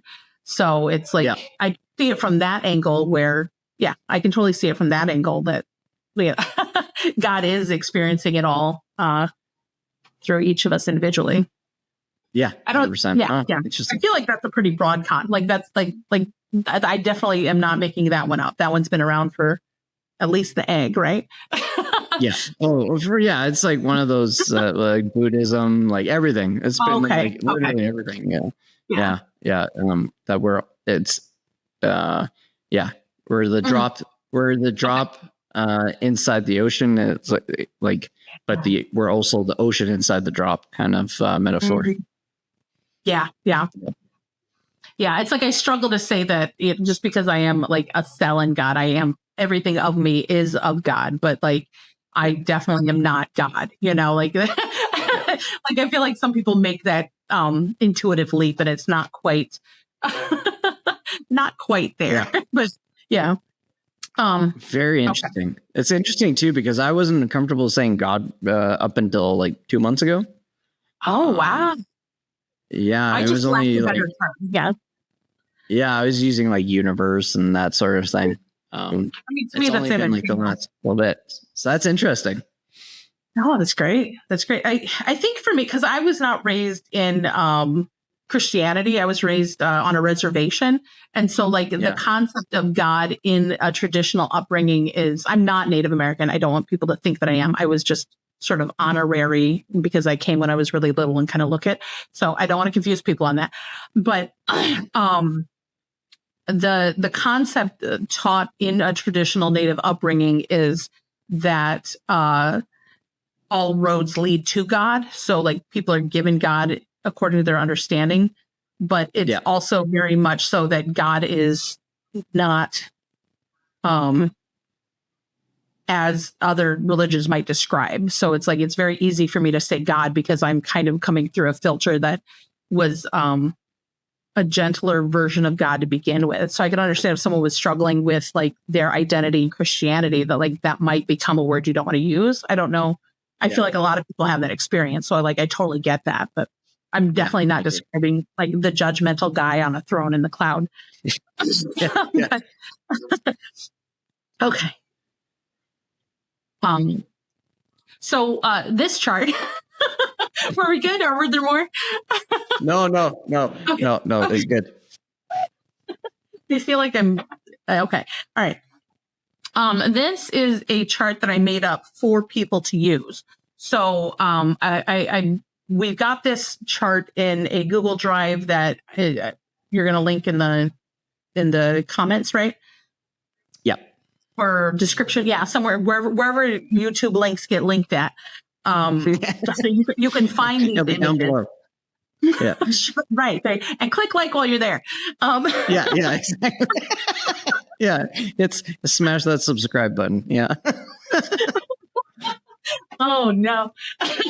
Did I tell you this is my first time ever doing something to be on YouTube? Not that it's like I'm like, you're a natural. Yeah, I get. Well, I'm not agreeing to that, but but click that like button. No. Oh no, I'm just gonna get caught up laughing. Okay. It's okay to have fun. Sure. Everyone else is just sick of us laughing. No. Okay, so this chart was made for you to interact with. Like, if you go retrieve this file, print it out, you can reference it. This is a tool to help you raise yourself out of lower vibration. So this is not necessarily educational. This is a tool. This is outlining different areas of emotions that I have identified to be on a spectrum. So, for example, if we look at feelings, states of gratitude, which is the very last one, the very lowest is the feeling of depression or entitlement. And so in the states of gratitude, what that means is you are lacking in gratitude, and therefore you are sinking into these lower dimensions. And that's going to tick some people off. I'm sorry, honey, but that's how it is. But as you raise yourself, people would say, well, if you want to get out of depression, just be more grateful. And that never works because you're like deep down in the trenches. You can't just go like, oh, I guess I'm happy today. Like it doesn't work that way. Yeah. But so this is saying just try to raise your depression or your entitled, like if you're, this is actually probably a bad term to use, try to raise out of that emotion. So like the next ones up are expectation or resentment or envy. They're not great emotions to be in, but they're still better than the one you're in. So this is a really bad example. But it's like, so it's a matter of like using these emotions as rungs to climb up the ladder. And you can kind of chart where you're at on the emotional spectrum right now, or on that vibrational spectrum, by identifying your lowest and your highest emotions on each spectrum. And then just draw a line right through the middle of where you're resonating, because you might find that your emotions are sticking between the 4th and the 7th, or you might find that you go all the way to the 2nd and all the way to the 8th, and your midline is going to be somewhere in the 5th dimension. So when you bring up your base, you bring up the lowest emotions, you then raise your midline, and that raises you up higher into higher vibration. So eventually, so a better example, which is a little personal, but I think I was describing this, like you kind of already know I was talking about this, where the lowest emotion that I struggle with right now is lust. And that's a hard one because it's actually kind of an enjoyable emotion to have.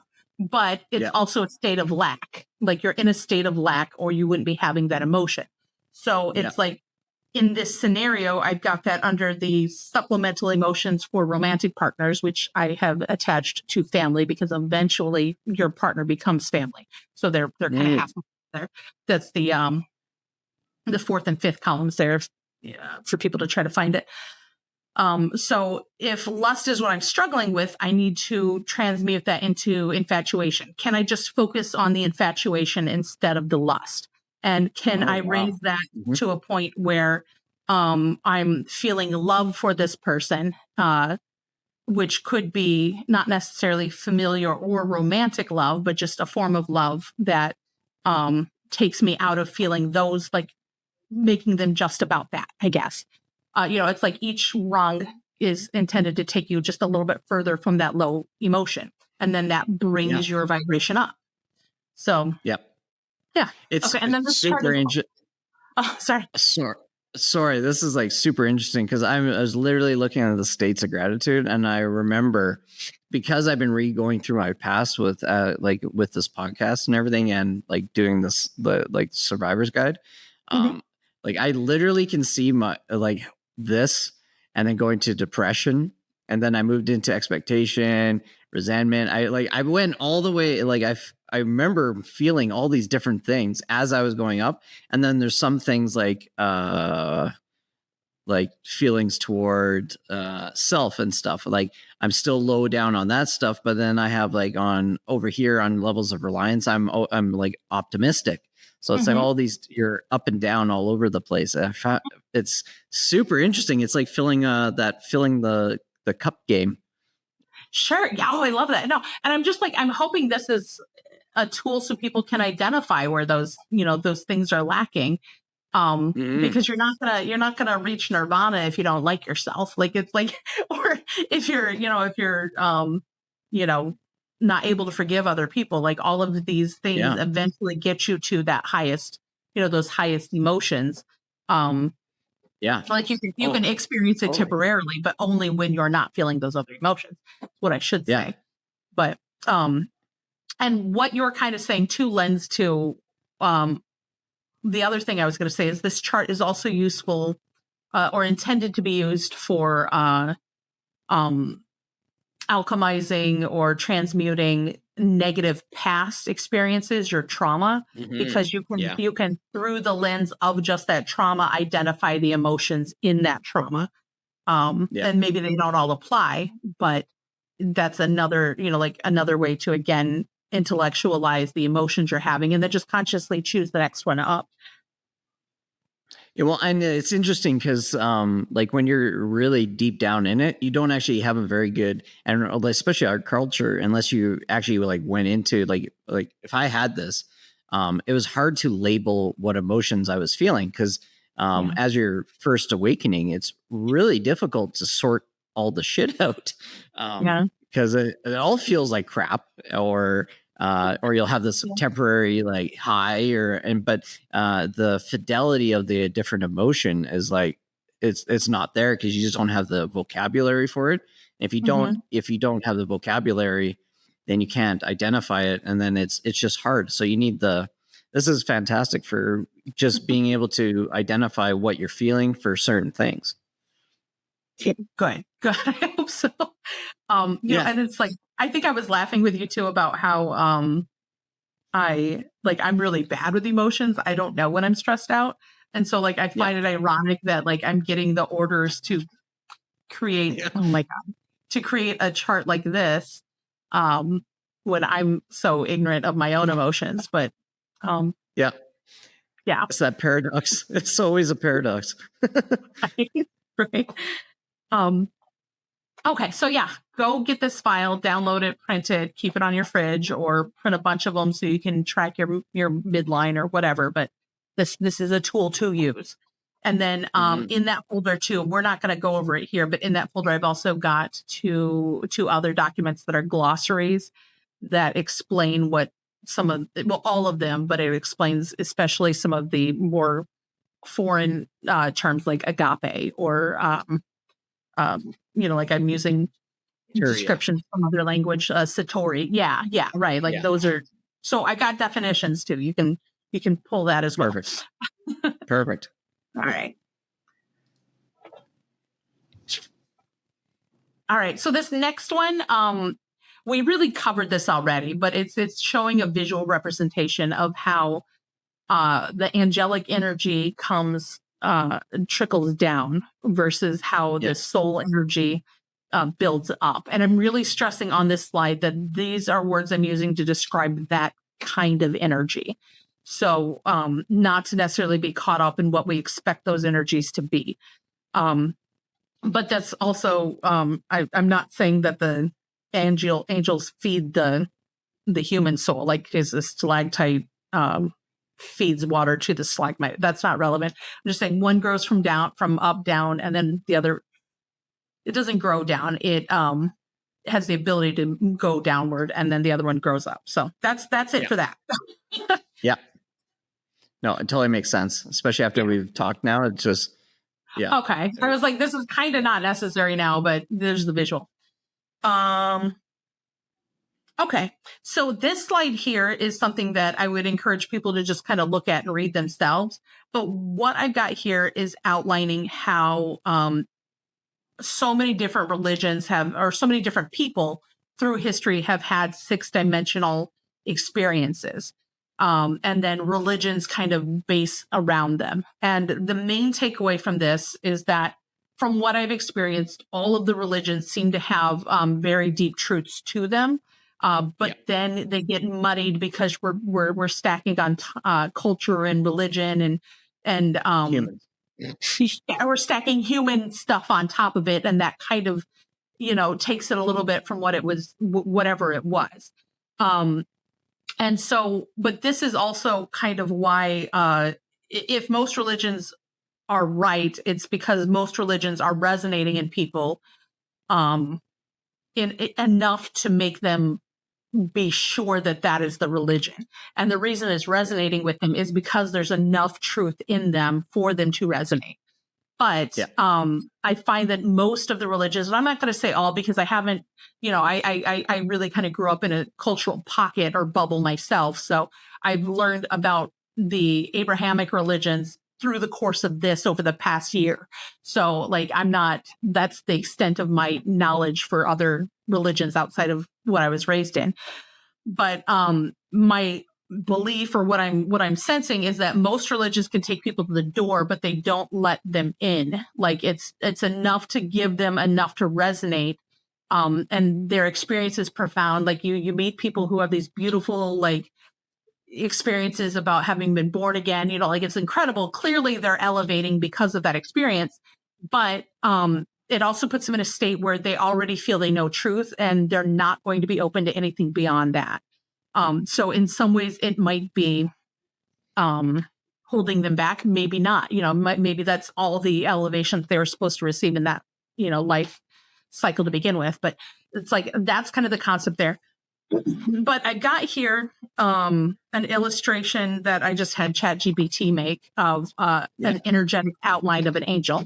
And this is more developed. Like mine's not near that complex. But when I'm meditating and speaking to typically my higher self, they look like that. It looks like that kind of form. And when I talk to other entities or other like souls or entities, they kind of take on this sort of energetic outline. Again, yeah. Did you too? No. Oh. No, mine's not like that. No. Oh, okay. Mine look way more human. No, that's fair. That's fair. Yeah. Because I think all of it is how the brain filters it, like how we were talking about, like the brain perceives red. It's not. We don't even know if everyone sees red the same way. You know, it's just like the brain is the machine that filters the wavelengths. So mine filters it that way. But in the box there is particularly what people might want to look at. I've got different stories or different descriptions from different religions describing their experience in talking to a higher entity. So like one of them is a monk, Christian monk, I think, some kind of describing, this was from the Bible, where it describes the seraphim as flames that hovered with 6 wings enveloping their form. I could not see them clearly. Their outline flickered like fire. And totally. Yeah. And so like, yeah. And I feel like as we get further down, when the concept of energy becomes developed, like they begin to say things like energy rather than fire. But there's so many of those biblical stories where they describe the angels as being made of fire, or they describe the burning bush. And it's like, if you don't have a concept. Yeah, perfect. We're resonating. Yeah. It's like like they don't have the words for electricity because they don't really have a concept yet. They might say lightning, but it's like the angels being a flame in the biblical descriptions to me is because they are describing a similar entity that they encountered like I do when I'm communicating. It's just so it's like this happened through all of history. It is. Okay. Yeah. Totally get this. It's interesting because so when my partner, I sent her your Reddit link, and she had the craziest experience that night. So she went to sleep, and no, she didn't go to sleep. She just like sat down, and she, for some reason, I think she said she decided just to meditate or something. So she's laying against her couch, and all of a sudden she got this entity that came to her, and she's never had this before. She's had quite a few experiences, but nothing like this. She's scary. And okay. And she had this entity come to her whose name was Ariel, and it was 2 A's, like so AARIEL. Okay. And then it said you've something about like you finally understand a key component. And when you said take you to the door, what it presented to her as what it looked like, she wanted to know what it was like, what it looked like. It presented to her an open door to a meadow. Wow. Which I just it's really interesting. Yeah, it totally like it takes you to the door. But now maybe once you it's like that level of consciousness, once you can get to the next one, then that door is open. So I love she's that. Yeah, and she's actually a religious studies student right now, and she was talking about Zoroastrianism right there. I think that one. Yeah. Very cool. You know, here's the thing: is like I think I told you this before. When I made those original figures, I didn't plan on. I didn't feel like I was supposed to share them. Like they were for me to sort what I was getting, and I'm feeling crazy the whole time. You know, it's kind of like because when I really get into doing it, it kind of turns into like, I don't know, like a Rain Man. So I'm just like nuts with like, you know, like I picture like thumbtacks with rope, you know, like yarn stringing parts of conspiracy. Like, you know, I'm just like that really, it's very crazed. Yeah, I feel like the meme guy. And like when it struck that I should post those, I posted them, and like stuff like that is like, I'm just saying like a lot. It really makes me feel like I did what I was supposed to do. And that like could make me cry because I really feel like I'm just like lost completely at the same time. And so like that's amazing to me that that means a lot, especially because so much of what I'm receiving is angelic. It's just, yeah. Okay. I love that. I feel like we're we're on the right path for sure. That's right. Exactly. All right. So if you want to go to the next one. Yeah. Now we're talking about demons. So I think we were talking about this earlier. This kind of expands on that. There's actually 2 or 3 slides here that kind of expand on it. I'm not again going to read all of it, but I'm going to like go over the highlights here. Not much graphic to show you though. So low vibration entities, which I'm just calling LVEs for short because that's a lot to type out. So as I see it, there are demons, or as I've like, kind of felt or experienced, we've got a blanket term demons. And so demons both mean the scary guys that haunt us in our dreams, but it also means like the things that possess us. And to me, those are 2 very distinct different entities. So this is the ones that scare you in your dreams, or the ones that scare you when you're in meditation. A lot of the gateway users around hitting focus 12 will start to experience negative entities. That scares a lot of people away. And so when I'm in there talking, a lot of the conversation I have is actually on this subject. This was kind of one of the first subjects that I started talking about. So when we're dealing with a low vibration entity, which is again that little pocket of energy that is what fuels a spider. I like the spider in particular because in real life, a spider is something that some people are irrationally scared of. They're terrified when they see the spider, they scream, they run, or a mouse, something like that. In no physical terms, unless they catch you in your sleep and happen to be poisonous, they can't hurt you. Like they have no power over you whatsoever except your psychology. And for that reason, I like that model, because when you're in a meditation or when you're in a nightmare, that's all they're doing is affecting your psychology.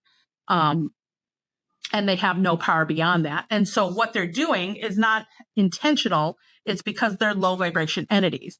They exist in fear, so they communicate in fear. And because they communicate in fear, we think that they're demons trying to make us fearful and harm us, when really they're just projecting the emotion or the frequency of fear. Our brains pick up that frequency and then fill in the rest. So a lot of people have things like, for me, early on, I'd get like melting faces, and, or like something would just like, blah, like right at me, like jump scare me. And I began to recognize like, oh, these don't actually do anything if I stand up and be brave to them. And then as that evolved, I realized, that if I give them love, they go away. And at first I thought that was cute. That's poetic. But then I started to understand really what was happening there. And, so for people who are experiencing that now, who are in the gateway process and struggling with that, early on, what I would do is I would tell them, if you want to interact with me, if you want my attention, give me flowers. Because I quickly identified that even like ants know what a flower is. So if they give me a jump scare, they give me melting faces, I say, no, you give me flowers if you want attention. And then I would immediately get flowers. Like it's like they want to communicate with you. They're not actually trying to be negative to you. They might be neutral. That's just where they are. That's where they are. Yeah. And so like they might be neutral to the flower, but they're like, oh, if this much bigger, more impressive, beautiful entity wants flowers, I'll give it flowers. And when they do that, I give them gratitude. And that gratitude is such a high vibration emotion compared to what they're used to. It sends, it's kind of like the experience I had where they took me to the cloud. It was just so profound and amazing. Like it was just this beautiful, transcendent experience for me, and for them that's like Tuesday. Yeah. It's like here in Calgary, we see the mountains literally every day. It's like, it's a mountain, and then people literally travel around the world to here just to see those mountains. I'm like, it's another mountain. Yeah, it's just Tuesday. Right. No, exactly. Like, yeah. And so like low vibration entities are just, they're pumped full of that emotion that they've never experienced before. And they go on their merry way because they've just had the biggest communication of their life. You know what I mean? Like you just hit them with it. And then over time, I was able to just like the second I get the little jump scare, I don't even feel fear anymore. I just like give them love and like pat them on their way. It's like a kind of just a, like you would a child almost like, like I know you're going to cry, but here, let's make you feel good. And then you can go. This is so funny because it's exactly like the fractal nature because we're always trying to reach above us to the angelics and all that stuff. It's when you start looking at it like that, then you're not so scared of what's below us. No, not at all. They're not scary. They're babies is what they are. They're infinitely less developed and they're learning how to divide cells and they're trying to talk to something much bigger than themselves like we are. And it's like, that's endearing. Like, that's cute. That's like, it's not scary anymore. It's adorable. but like you said too, that fractal does go in the other direction. And so like when I'm describing it, I'll tell people that the emotions that you're bringing to these higher entities are also going to be, very dense for them. So while you're having the most profound experience of your life, you're probably bumming them out, like I think that they have the knowledge, they've got the infinitely more intelligence than we are. So they've got the awareness that we're not with malice as we do it, but it's, we probably don't feel good to them either, Yeah. This is corroborated in the raw material as well. So I find, which is super interesting. The raw material. Yeah, so it's the law of one. So it's channeled material. So essentially kind of like what you've done is like a channeled. But a lot of this stuff is what they talk about in the law of one too. Okay. I'm going to have to, what's that? So it's a collection of, I'll send you the link and I'll put the link down below too. There's a podcast. I can't remember the name right now. But he reads all the different tapes out. So it's not so dense trying to read it. Yeah. So you can listen to it. Yeah. Okay. Yeah. Wonderful. Yeah. I kind of feel like I'm to a point where I'm going to open up and allow, because like in that post I made, there were a couple people that mentioned specific authors. I don't remember them right now, but it's like there were multiple people that pointed to them. One of them, was it My Big Toe or something? He was My Big Toe and the eye in my eye. Or something like that. I don't remember that part. Yeah. But he's part of the gateway process somehow from I think what someone said. And so for him to have similar experiences, like I'm excited to read that, but there's only so much time in the day right now. But I'm ready to start opening up to that. Cool. So this leads into the concept of raising your vibration. If your vibration is high, you're not going to experience those negative entities to begin with. That doesn't necessarily have to be a consistently high vibration. You can change your vibration in the moment. And so that could look like turning on some soothing music and sitting in your gratitude and just like feeling love, like going to things that make you feel higher emotions for the temporary before going into your meditation. And you can avoid all of those completely and be more pleasant to communicate with.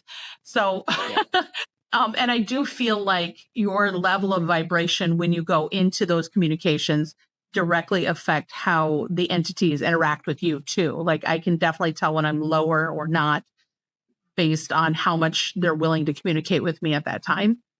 So 100%. This totally makes sense. And also resonates with my own experiences.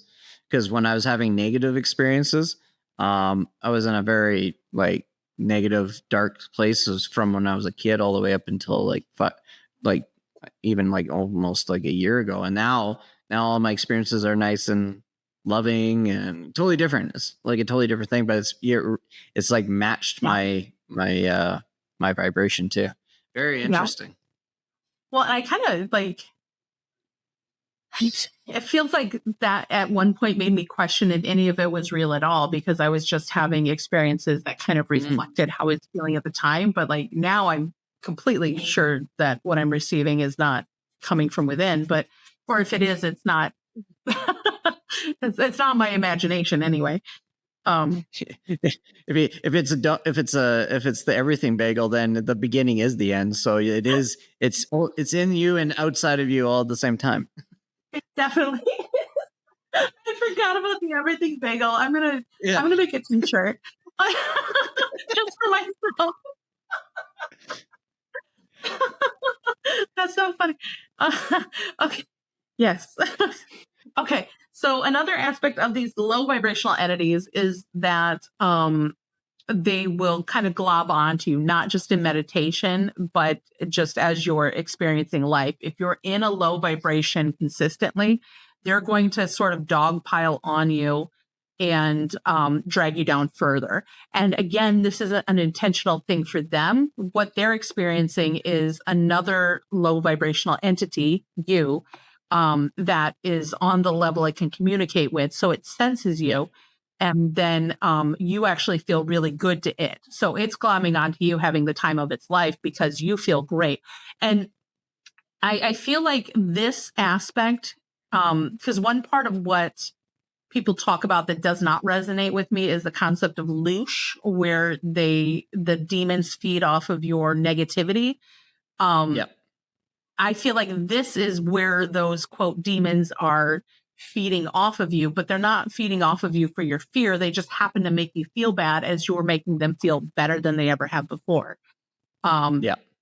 And I'm not saying that's truth. That's how I've received it and how I understand it. That's what resonates with me. I'm not saying other people have to accept that and get rid of loosh. Like if that's where their understanding is, that's cool.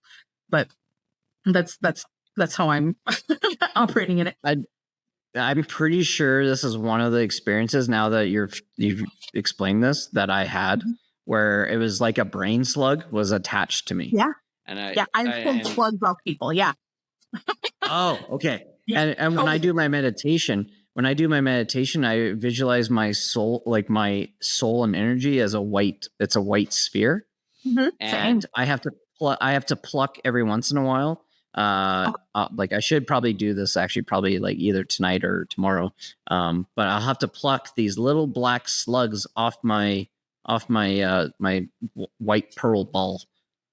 Okay. Yeah. And that I don't know how that came to me, but like when I started doing meditations and stuff, that's what's been happening. And so I'll just randomly pick these off, and this totally feels exactly that's very intuitive. Yeah. No, totally. I stopped plucking negative things off of people because I found that like they'll bounce up for a couple of days, and then they'll sink even further because it's like. I don't know if it creates like a void and then they don't fill the void. And so it comes back worse. I stopped doing that for other people. But I've plucked slugs off of people. I've also plucked, pulled, it's almost like, I don't want to call it slime, but like a stretchy sort of like mucus or something that like I can like wind and pull like, I don't know, like spaghetti, like you'd pull it. Like there's different textures to them. And I don't know if it's just like an energetic thing or what, or maybe like one is first dimension and one is second dimension. I don't know, but interesting. Like, there's different textures to them. I know that there were others that were like kind of like little mites or something, but which would be fitting because bugs would fall in that category. But yeah. It totally resonates with what I've experienced. It's a little shocking to be honest, especially the slug thing because I've never really heard that before. Now that totally resonates. That totally like is a confirmation for myself. They kind of remind me like no, I'm wrong. Okay, sorry, ignore that part. But I've definitely pulled slugs off people though. They're like, I think the reference I'm trying to make is way too like niche, but so here I'm also talking about how depression is partially having to do with too many LVEs, low vibration entities. And that's not helpful to anyone with depression. It might freak them out. Like I don't want to present things that are going to make things worse for people. But it is very much so, if you're suffering depression, give that paragraph a read because like there's probably something in there. Specifically, what I would talk about though is if you recognize that you have low vibration entities sticking to you, when you have negative emotions creep over you, you can begin to recognize, hey, that might not be coming from me. And then you can choose to reject that. Like you might not be able to transmute it. You might not have the energy or the strength to turn it into something good, because you can transmute those. You don't have to pluck them off. You can pump them with love, and they'll also I don't know where the line is, but you can either like some of them will dissipate and go away, and others seem to absorb. So I almost get like that's a muddy thing for me, but like there is some element. Transmutation. Right. And there's some element where you're able to absorb that energy into your own, which only raises you. So it's like I haven't figured out the line, but there's definitely scenarios where it felt. It's like gathering like the smaller souls to make the master soul. You kind of do the same thing, but you have to be at a certain level where it's not going to overwhelm you and tip you back downwards. Yeah. And it's definitely a dog pile too. Like when you're really low, they're going to just jump all over you. So it's like, and I don't, it's like, I imagine like an animal with fleas, like there's got to be a point where it's just too much and you can't bear it, you know? But in this though, like in rejecting the negative energy, you can say no, and they do have to, if you say no, they have to, stop, like they have to go away. But it's how you say no, because if you're still engaging in the emotion, then you're having that communication with them, and that communication is the permission. So rather than stopping to feel that emotion, if you can get in the practice of acknowledging that that's not your emotion and you reject it, that will help you raise your elevation to a point where you don't have them globbing onto you as much.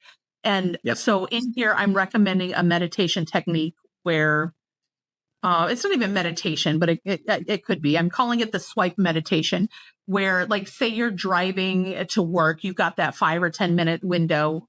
Just stop everything else and observe the thoughts that come into your mind, which is a normal meditation practice, and identify how those thoughts are making you feel. And then like on a dating app, if it's a negative emotion, swipe it left, like just get rid of it. And then, you know, if you get a positive one, enjoy it for a couple minutes and then see what else comes, and then swipe again if they're bad. And what this does is this makes you in a process, like in a state where you're going to begin to acknowledge how your emotions are making you feel.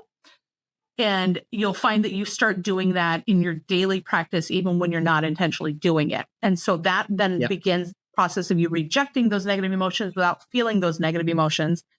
And that gets rid of them. So very interesting. Yeah. So mine is, I don't swipe them. I watch them pass by. Great. Yeah. Great. So Yeah. But yeah, that makes sense. Yeah. Definitely. Any version or take on that is going to help you, because you're just not engaging with it anymore, and therefore not getting permission. All right. Yeah. Awesome. We're getting there. I think we got 2 more after this. Yeah. There's only 2 left. We're getting there, people. All right. So the second kind of demonic entity that I have awareness of, I haven't encountered.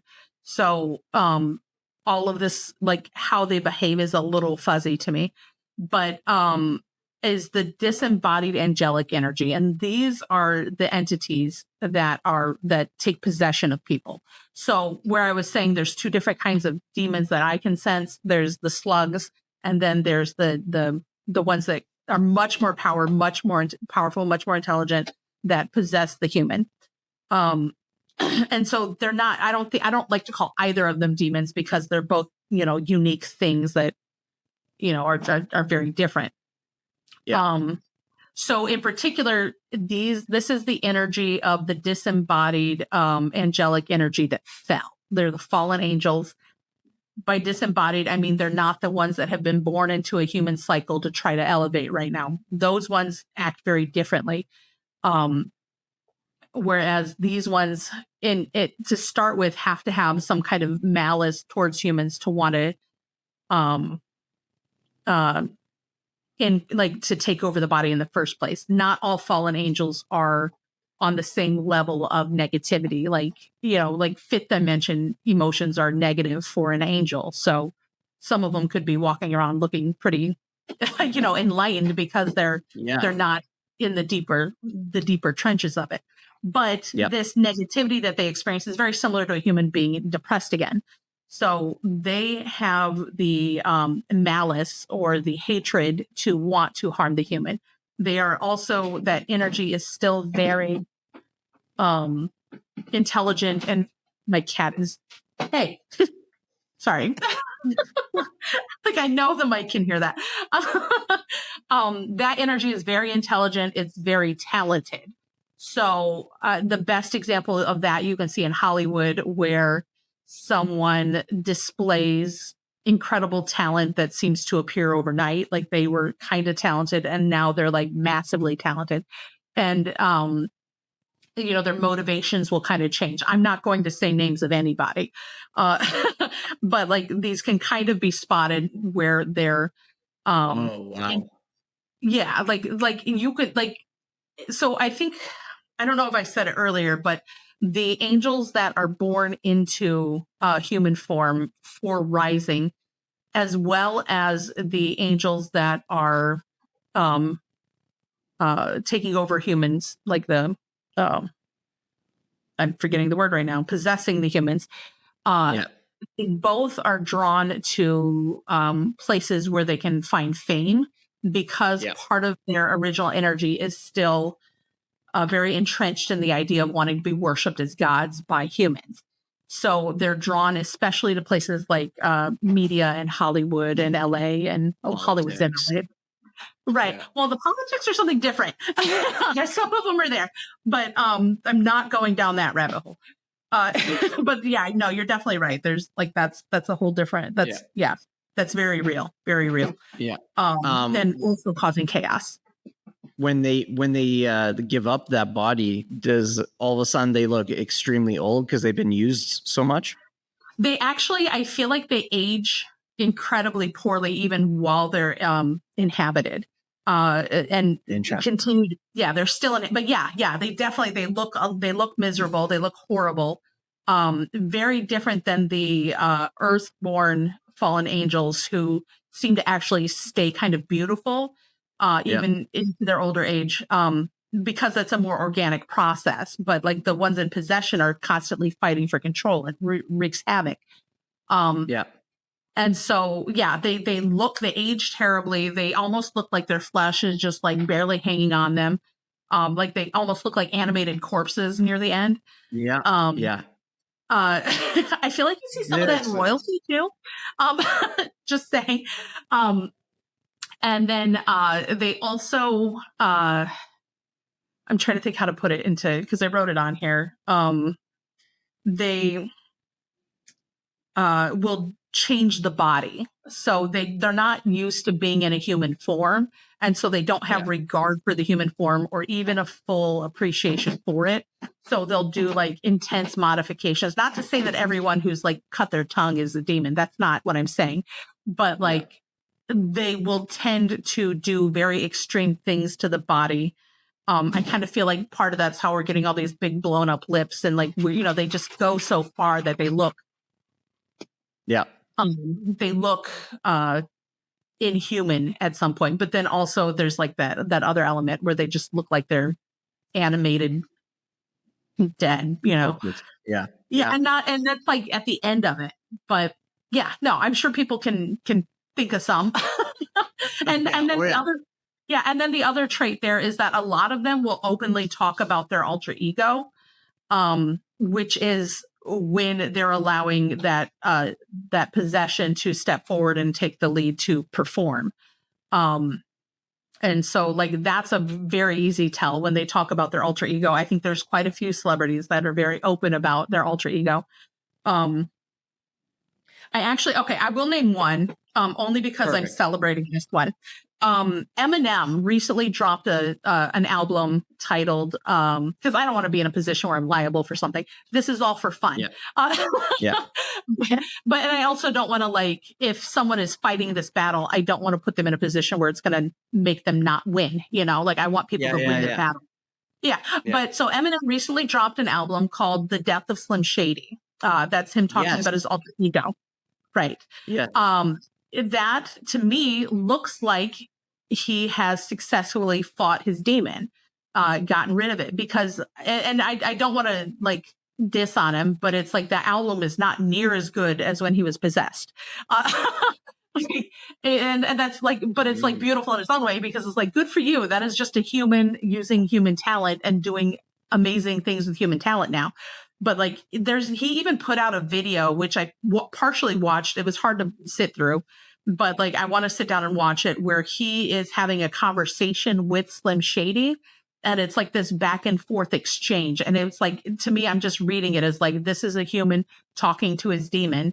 And it was like, it was just such a thing to observe. Like I really need to finish it, but yeah. So I feel like that right there is, and I'm sharing that one because I feel like he won. I feel like he has conquered it, and that's amazing. Like that's because you really do. You're giving up the talent and the skill that it gives you. On the other end, like it also rips you apart from the inside. So I'm not telling anyone don't do that. Like don't do that. Don't sell your soul. Yeah. Exactly. Yeah. Yeah. But on that other note, your soul is also safe no matter what. So I just want people to,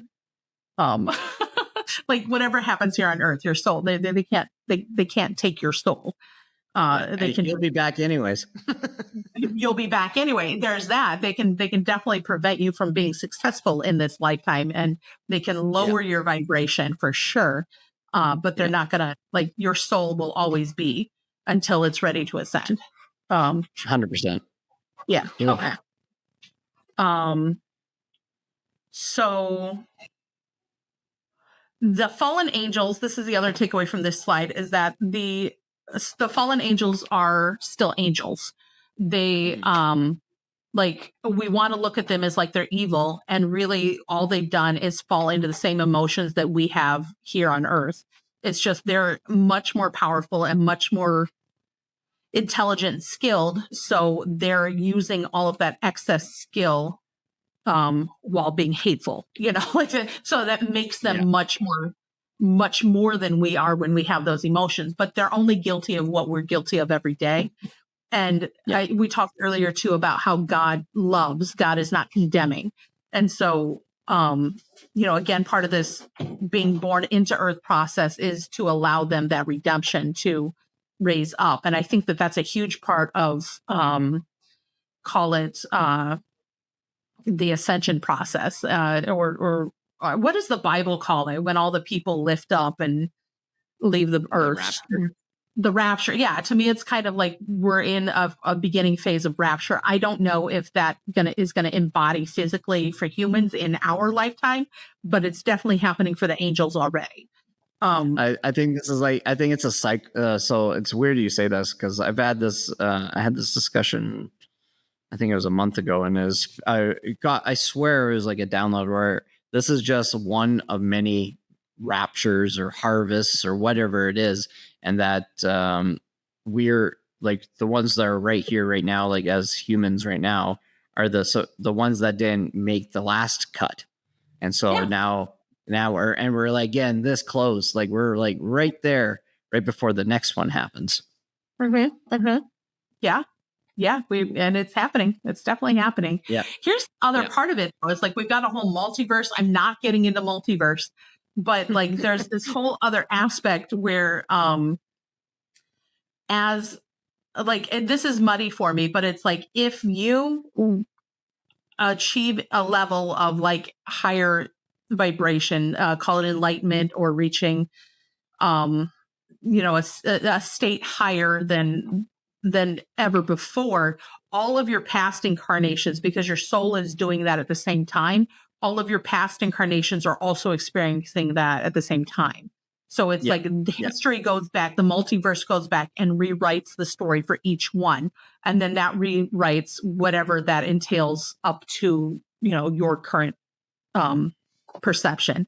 And so like as we're talking about these reincarnation or these ascension processes, or like you said, these cycles, we might not be able to see those ones that happened in the past, because once that happens, the history goes back and rewrites and removes things that no longer need to be at play for the cycles to occur here on Earth, if that makes sense. And then and then fragments of that could be Mandela effects. Yeah, totally. I feel like logically my brain sees that. I haven't like had that be received, but like, no, 100%. I feel like that could definitely account for Mandela effects, especially because things are moving so fast right now. And it might be that those things get corrected once this ascension finally occurs and all of the people involved are lifted up and out of here. Because so many people are still attached to the ego and the Earth thing. To me, that's beautiful. Like, like we're going up, guys, but like that can be like their sense of identity and self is tied to Earth, not their soul yet. So, yeah, and I don't want to lose people with that concept, but so I very much so with these fallen angels get the impression that the angels do not look negatively on their fallen brothers, non-gendered, whatever. I very much so get the same feeling that like if you have a relative that you love very dearly, call it a brother or a son or a daughter, who is addicted to substance abuse, and you can't help them, and you don't at any point judge them or hate them. You just you at most miss them. You want them to come out of it. It's like you're in your head, you're still cheerleading, you're wanting. So it's like these things present as very evil, but on the angelic level, it's kind of like having a rebellious teenager, not so much as like, a demon. So it's like, I don't want to look at them as demons either, even though they are wreaking havoc. Yeah. It's like, and I feel like that's necessary to maintain that positive view of them, or loving kind of grace towards them, because that's what, it's the negativity that keeps them here in the first place. So you're not helping them by being bad. Without witnessing, it's like the anti-hero thing. So it's like without witnessing that aspect, then you don't know how you can get to the other aspect either. Right. Yeah, 100%. I like that. Everything is just it's making so much more sense now. It's like taking all these different things that I've gotten downloads and stuff, and then it's just kind of collapsed it all into this nice little presentation of where it all makes sense. Good. I hope so. I like that actually makes me feel really good, because it's like I don't want to be sitting here telling people who don't have any sense of any of it and like just want them to believe me blindly, because it's like I'm looking for validation too, like I don't so pretty much I'm not crazy. Yeah, it's pretty much the same conclusions. Like last year though, I would have said this was all like crazy shit. Well, great. That means a lot of people are going to look at this and think that. Yeah, but then they'll come back to it, and that's like that resonance thing, right? So if it doesn't resonate with you now, don't dismiss it outright. Come back to it in like a couple months, couple years, and see what resonates now. Because like Hermeticism, not everything in Hermeticism resonated with me in the very beginning, and now all of a sudden a whole bunch of Hermeticism, like almost all of it, resonates with me. Okay. Yeah. I know a little bit about the Hermeticism. So that's the as above, so below. Oh my God, my cats are ripping. Yeah. Okay. Yeah. They just hit the tripod. Yeah, that's the as above, so below. Is that that's the Kybalion. Kybalion. Right. Yeah. Written by the three initiates. There were parts of that did not resonate and parts that did. Like the gender stuff did not resonate with me, but I might not be there yet. Like I kind of get it, but I might not have seen the, how it ties in yet. Yeah. To me, that resonates now because of the divine masculine and the divine feminine. And then the whole goal is to unify so that you're not.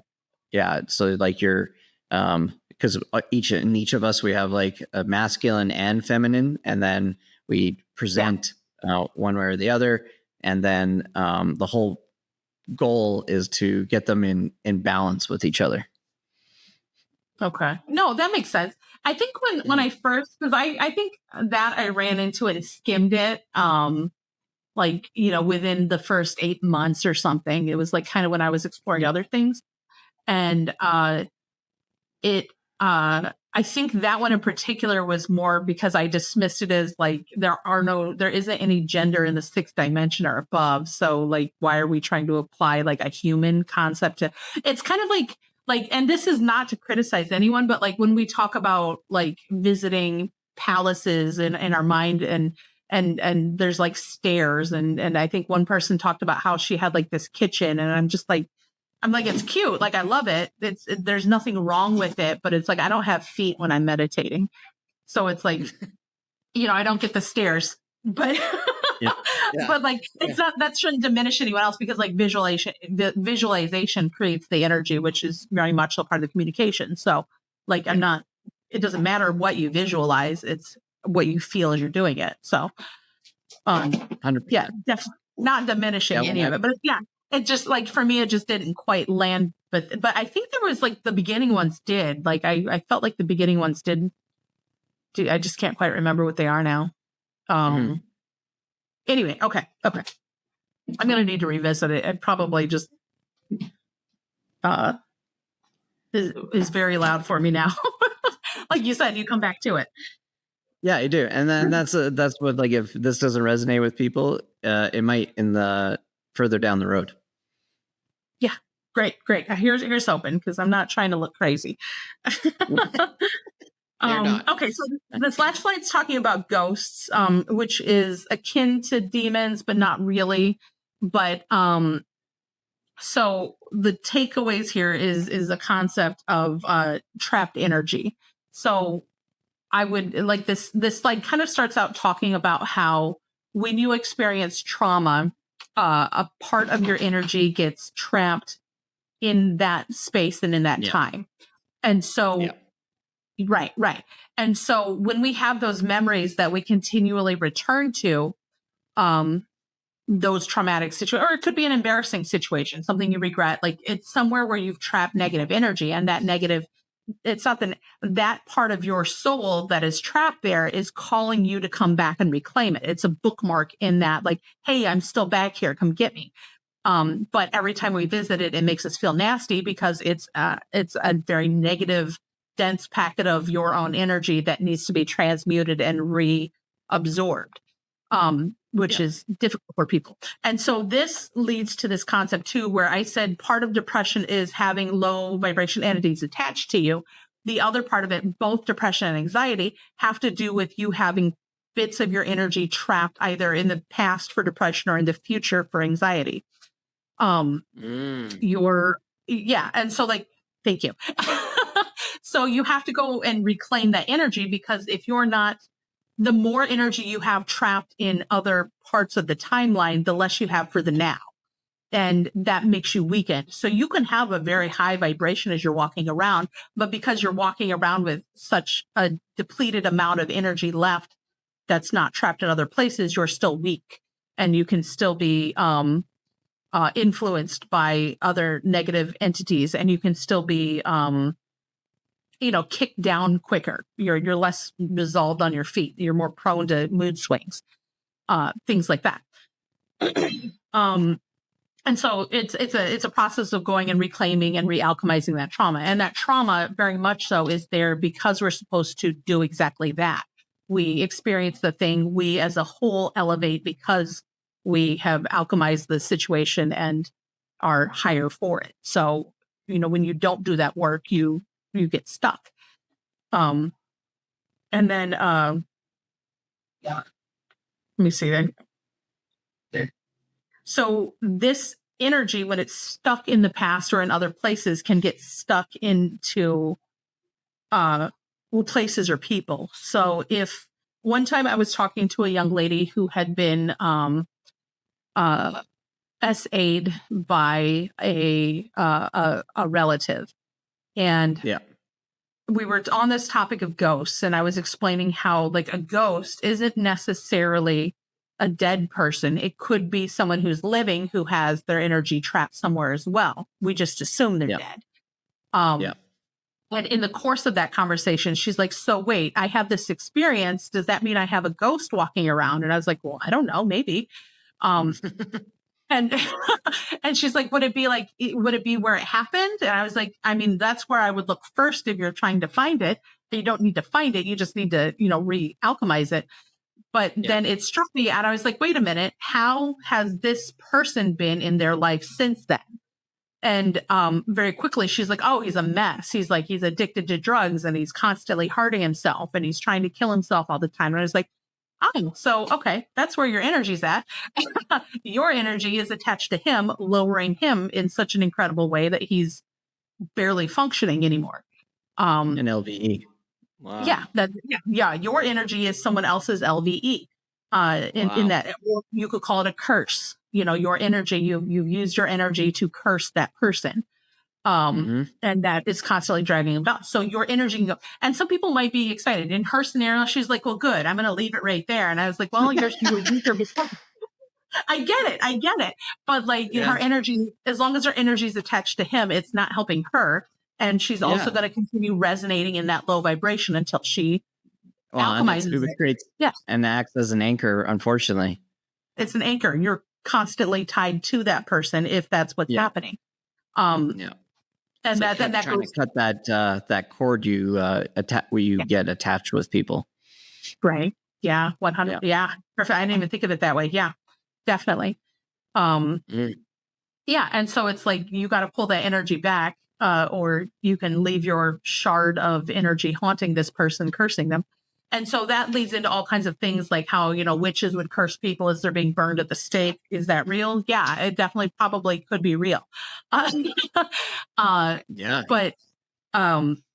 in that act, if you die, leaving part of your energy behind, there is, I'm sure to some degree, things you can do by doing past life work. But for the most part, that is your soul leaving energy trapped somewhere. And that's why so many ghosts, we talk about ghosts having unfinished business, or they have to, it's like they're still there trying to fix that. That's the trauma. The trauma is the unfinished business. And if they die in a traumatic way, then it's going to leave some energy. Your soul has got energy to spare, but every time you leave a shard, that's like another, 1,000 squirrels you got to reabsorb or something. I'm being a dork, but it's like you're leaving behind, something that was hard earned. So, if you can reclaim that trapped energy, you're stronger in the moment. And if you're stronger in the moment, your vibration is higher. You're having better communication. You're firmer in who you are as a person. You interact with people differently. You become magnetic. Like there's all these other things that are a benefit to you when you do that work to reclaim that energy. Yeah. So, yeah. 100%. There. We made it. Oh my gosh, we made it. Nailed it. I got another 3 hours in. Okay, yeah. Then this is glossary. Glossaries. Yeah. So there's 2 pages of glossary.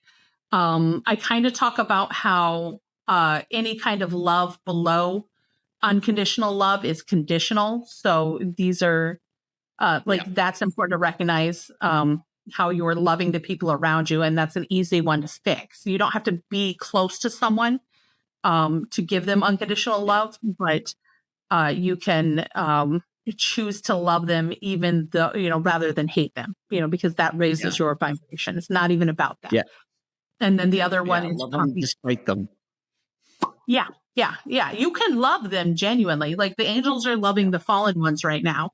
It's not, you can love them and give them unconditional love without allowing them to hurt you. And then the other one is kind of talking about how expectation is really kind of the root of most of the negative vibration we have. Yeah. If you eliminate your expectations on everything, then you're just grateful when everything goes your way or when anything goes your way. And that is that's like crack cocaine for your, for your vibration. So that's right. Okay. Perfect. There. We got through. Awesome. I love it. Hi, I haven't seen you in hours. Yeah. Yeah, exactly. That was awesome. I think that's going to help a lot of people. Well, whoever watches it and resonates with it. I think I know for me, it just makes so much sense. Right where I am right now. Good. I hope so. Okay. Yeah. I hope it finds a lot of people right where they're at. But yeah, it will be. Yeah, it will be. Or the right people. Yeah, and that's all. It's just like everything. You have to get the right thing at the right time. Mm-hmm. Okay. Yeah. Things are moving fast right now too. I'm sorry? I just thank you so much. That was thank you. Super fun. I love that this like random impulse to post these images, they were riddled with typos. Like I didn't even go back to edit them. I just like, okay, let's put them in Gateway. And they just like, it's led to like meeting people that think, like you're affirming me so much and like through this process, through our conversations and and then like the messages that I got were incredible from people just like also affirming me. And, I feel like whatever was supposed to come out of it is already like begun, which is great. We had our 10-10 moment. Yeah, that's right. That's right. Yeah. We should, for whoever's still around. So when Elise and I first had our chat, I was telling her about this angel number that had come up on, which was saying about my life purpose. So I get lots of number synchronicities, and the one that I've never had before was 10-10, like literally never. Like I'll have 12-12 or whatever. And then Elise just gasped. She's like 10-10. She's like, well, it was 10-10 your time there. And I was like, at first I was like, oh, he just looked at the clock and realized it was time. And I was like, no, it's like 8 o'clock where he's at. Yeah. And I'm not that good at math. No, and it was just so like, if anything was an affirmation, it was that moment as you're saying 10-10, as I notice it's 10-10. And then we looked up the meaning of that one, which is, like you're doing the right thing. So, and frankly, I really needed that kind of kick in the rear because I was having not a lot of doubt. I was definitely going to do this, but it was like, up until that day, I didn't feel like this was meant for anyone else. I just thought I was supposed to, I was learning because I was going to miss out on Pluto. And that was for me. Way more than just Pluto. I got more than Pluto. I got black holes and demons and. No, I think this was fantastic. I know for myself, I just had a great time. You too. And it's really helped me understand things that have happened.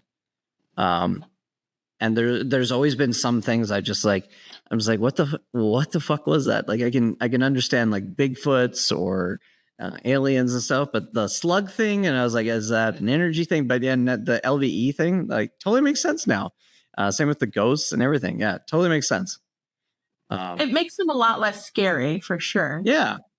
Yeah, like when I had that DMT experience where I got surrounded by demons, and then this golden light came in and hit me in the chest, and then blew it all apart, and then it kicked me out of the DMT experience. And it's like, okay, quit fucking around, like figure out what you're doing first. I haven't done it since because I was like, okay, message received, because that scared the shit out of me. But now I understand what those things are. They were just like super attracted to me because I was like really bright right then. Gotcha. Yeah. Yeah. That's, okay. I'm like, I was about to rabbit hole, but yeah, we'll go till like midnight. More than enough. Yeah, this is more than enough. Perfect. Well, thank you so much. If anybody wants to contact you, do you want them to maybe contact you on Reddit?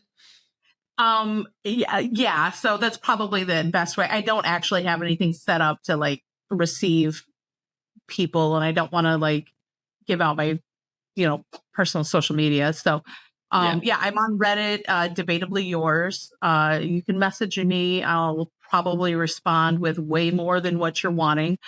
Because I just talk to text, lots of typos. Yeah, that's probably the best way. I'm really not trying to like build an audience. So like there's nowhere to go find me, but I want to be a hermit in the woods, not dealing with questions. But yeah, I can be found there. Perfect. And if anybody has any questions, if they don't want to use Reddit, just put it down the comments down below, and then I'll make sure Elise sees it. So then we can do it that way as well. Yeah, I can respond. I can like get on there and respond too. So yeah. Okay. Awesome. Well, thank you so much. Thank you for having me. Like I really enjoyed the other like your other content that I've watched, and I feel like I don't know, you just got great energy. Like you're definitely on it. Thank you. You're doing it, whatever it is. So. Yeah, I still don't know what it is, but it's fun. I don't know either. I it's probably exactly the right thing though. So yeah, exactly. Awesome. Well, thank you so much. All right. And I hope everybody else enjoyed this, and we'll see you guys later. Bye, everyone. Bye.